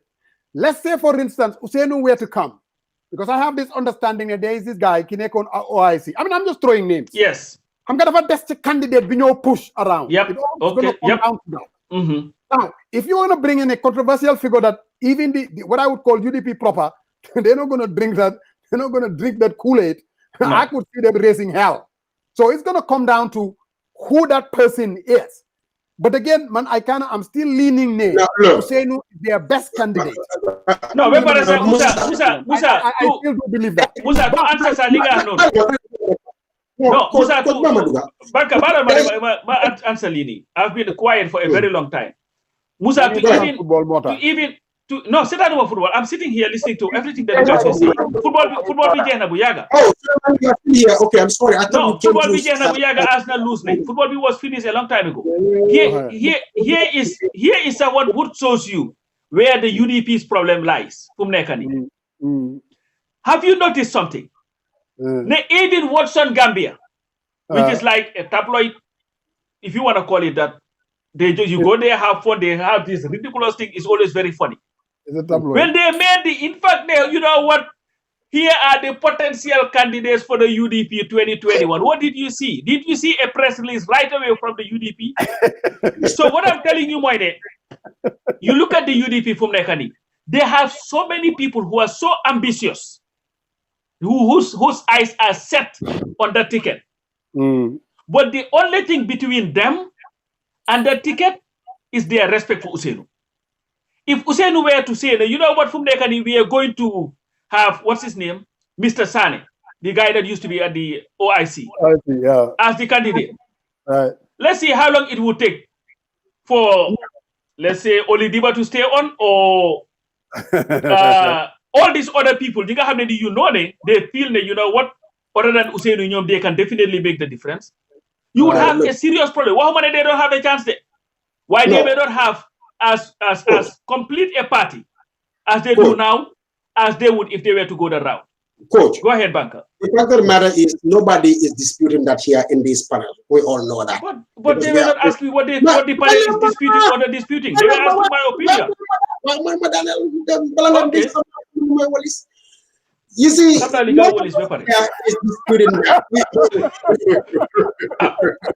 we all agree that yes, is the UDP unifier, as we can see, because definitely you are up 100% right, and we've been saying this over and over again, that he's the only glue that ties them together. If you leave, there are characters or sharks, I call them, within this party who really, I don't see them really coming and supporting each other or be falling behind each other. I just don't see it. Now, so the party has that issue, which is obviously normal, because PPP had the same problem, and NC had the same problem. I can go through all the parties. When their leaders left, what happened to these parties? So UDP potentially face the same fate when Ousseynou Dabo leaves. Now, but again, I think that's why it's important for the UDP then to sit down and have this conversation. You see, again, these conversations are so critical for the very existence, the very heart and soul of an entity, especially like UDP, that has fought so hard since 1996 to date. That's why I've been saying they need to listen to us with their, not with the, the ego, but with in the heart. Let's have a heart-to-heart here. As part, that conversation needs to take place so that they can truly reflect on these leadership succession and issues like that basis. Because if you don't ask about Ousseynou position today, then tomorrow it's going to be hard to have that conversation because it'll be too late. I can tell you that right now. This is why UDP, as part of rebranding, needs to sit down and say, okay, even with this flag bearer thing, guys, is it viable to have more viable to have somebody else other than Honorable Dabo? Let them have a heart-to-heart discussion about that within their party. Maybe, just maybe, if they do all this rebranding stuff, defeating Barrow at the polls should be a piece of cake. These are battle-hardened soldiers. They've been there, done it. They have the heart of a tiger or a lion. They can go out there and go other guy ras to ras with anybody. The only thing that I do believe is lacking is that they are dealing with the behemoth. And I don't think that the nature and the enormity of the challenge that lies ahead has been fully grasped. And that's where I'm coming from. We can take this and get all emotional. Oh, he hates UDP. These people, some of these people don't like us, and get through it. I've heard that before. And we've seen how that ended up. Trust me. Monday, to tell you the truth, I have no problem with rebranding, but I don't see why UDP at this stage of the politics would want to go and start raising an issue because it's not going to do anything. It's not going to help their party.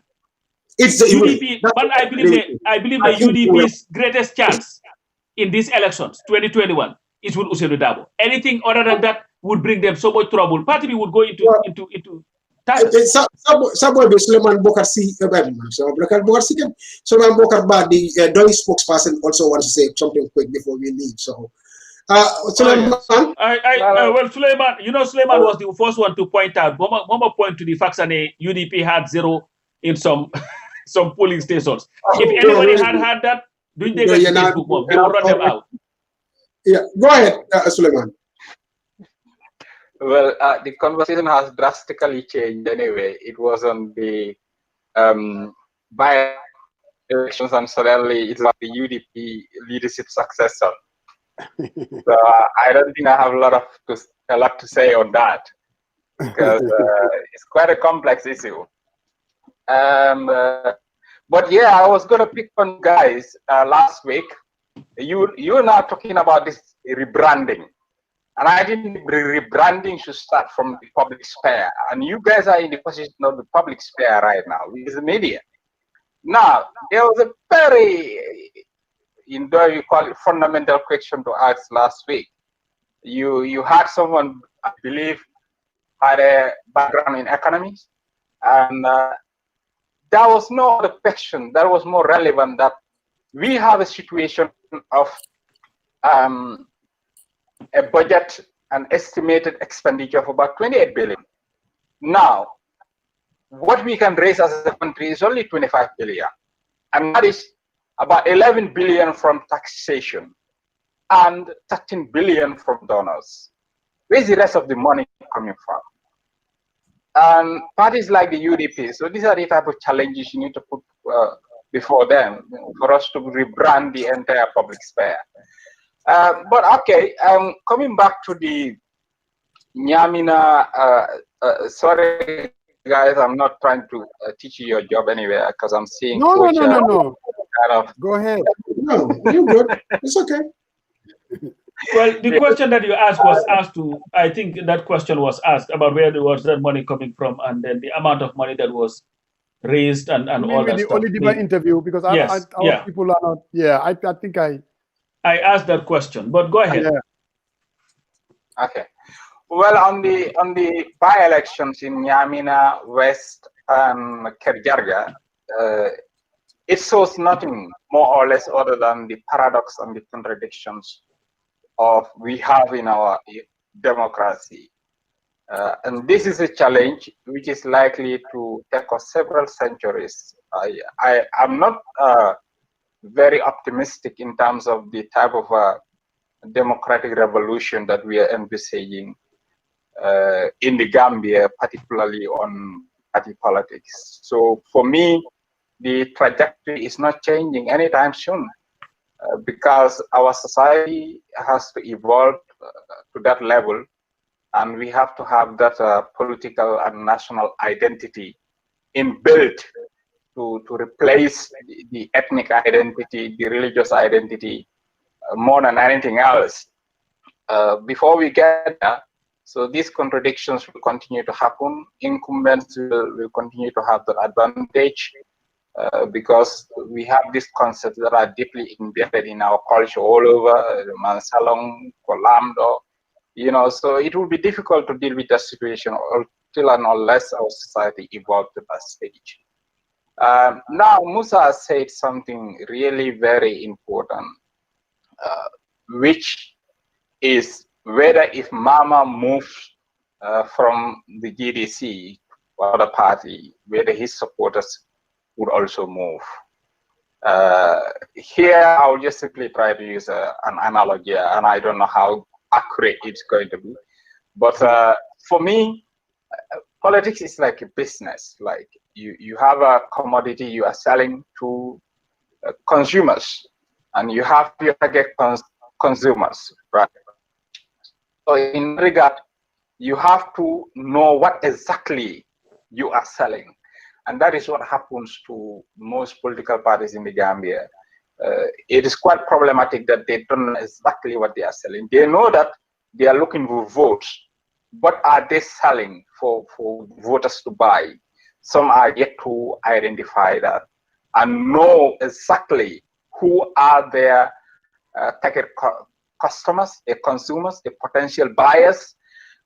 In that regard, so if Mama, who really, for me, it is like you've been selling cherry, but suddenly started mixing cherry with rice, it's likely going to backlash. So can we rice? You're trying to use, yeah. Yeah.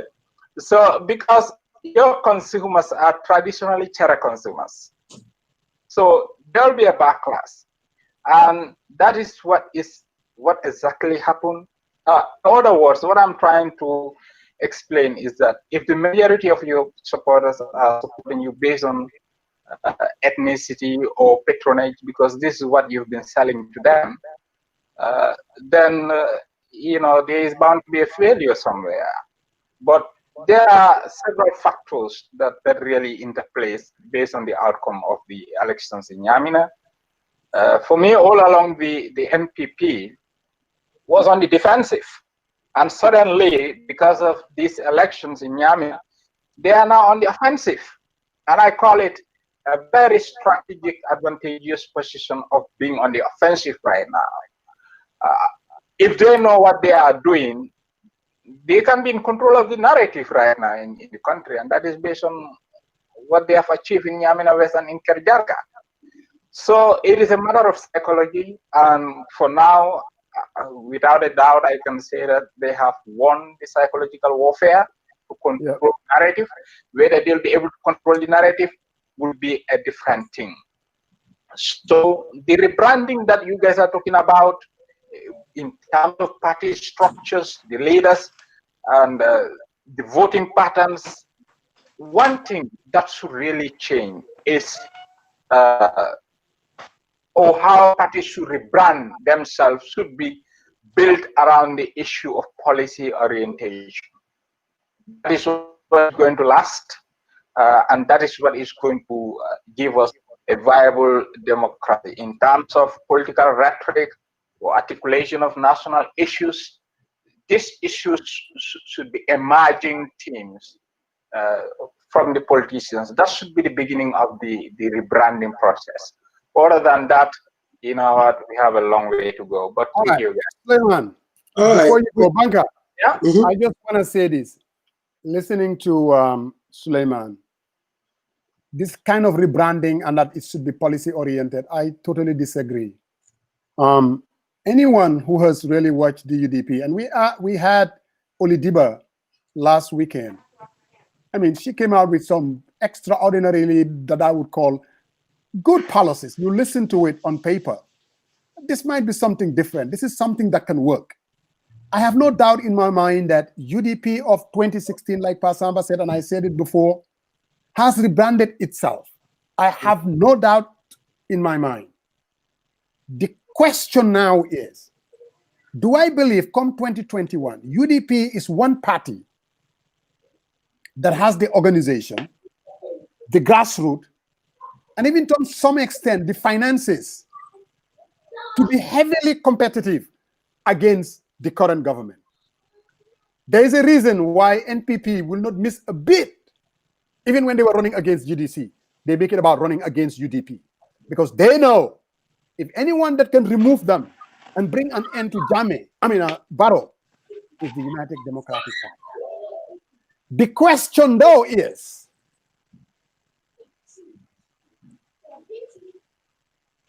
is the UDP in a position to be able to bring around APRC supporters who are out there? Because APRC, forget about them with all their talk. It didn't really amount to anything. Can they convince all the UDC voters to vote against Barrow for the change that they want to project or bring about in the Gambia? Can they convince even Doi voters that are like, you know what, I love Doi, but at the end of the day, Doi may not be in a position to win, and we don't want to retain Barrow, so I am willing to vote for the UDP. And all these other smaller parties that are going to come about. Do they have a plan or strategy for that? I do not know. But, Banker, to re-echo what you said, people may not like it, but the elections were held today. Based on the interview that I saw, the new Barrow that I am seeing, how he's asserting himself, how he's getting very comfortable with Togubi. And you look at their political operators. You may not like them. These people are not good when it comes to governance, advising on governance. But where you have Dusano, where you have Nyom Sidinjai, where you have Nyom Keba Jallo, running all around the rural areas, what these people are willing and capable of doing. I am telling you, you cannot take them for granted. Any party that does that. I still believe, though, the energy, the grassroots is with the UDP. The competitive. Is it enough for them to win? I don't know about that. I don't know about that. It's going to be a tough one.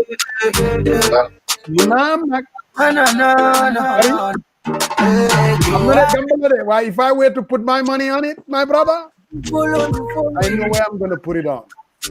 And it has nothing to do it's 5 o'clock. Let's get out of here. Thank you, guys. Yeah, Suleiman, we are out of time. I'm sorry. All right, man. All right, guys.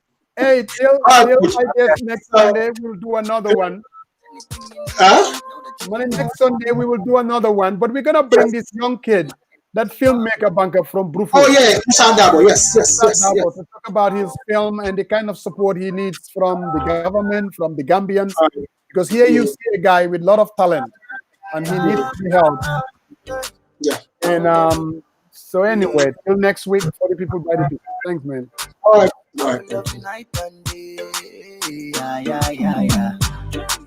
Baby girl, you blow my mind. Baby girl, you blow my mind. Come, let me show you love. Yeah. So real, wifey material. Stalking you like criminal. Miss Phenomenal.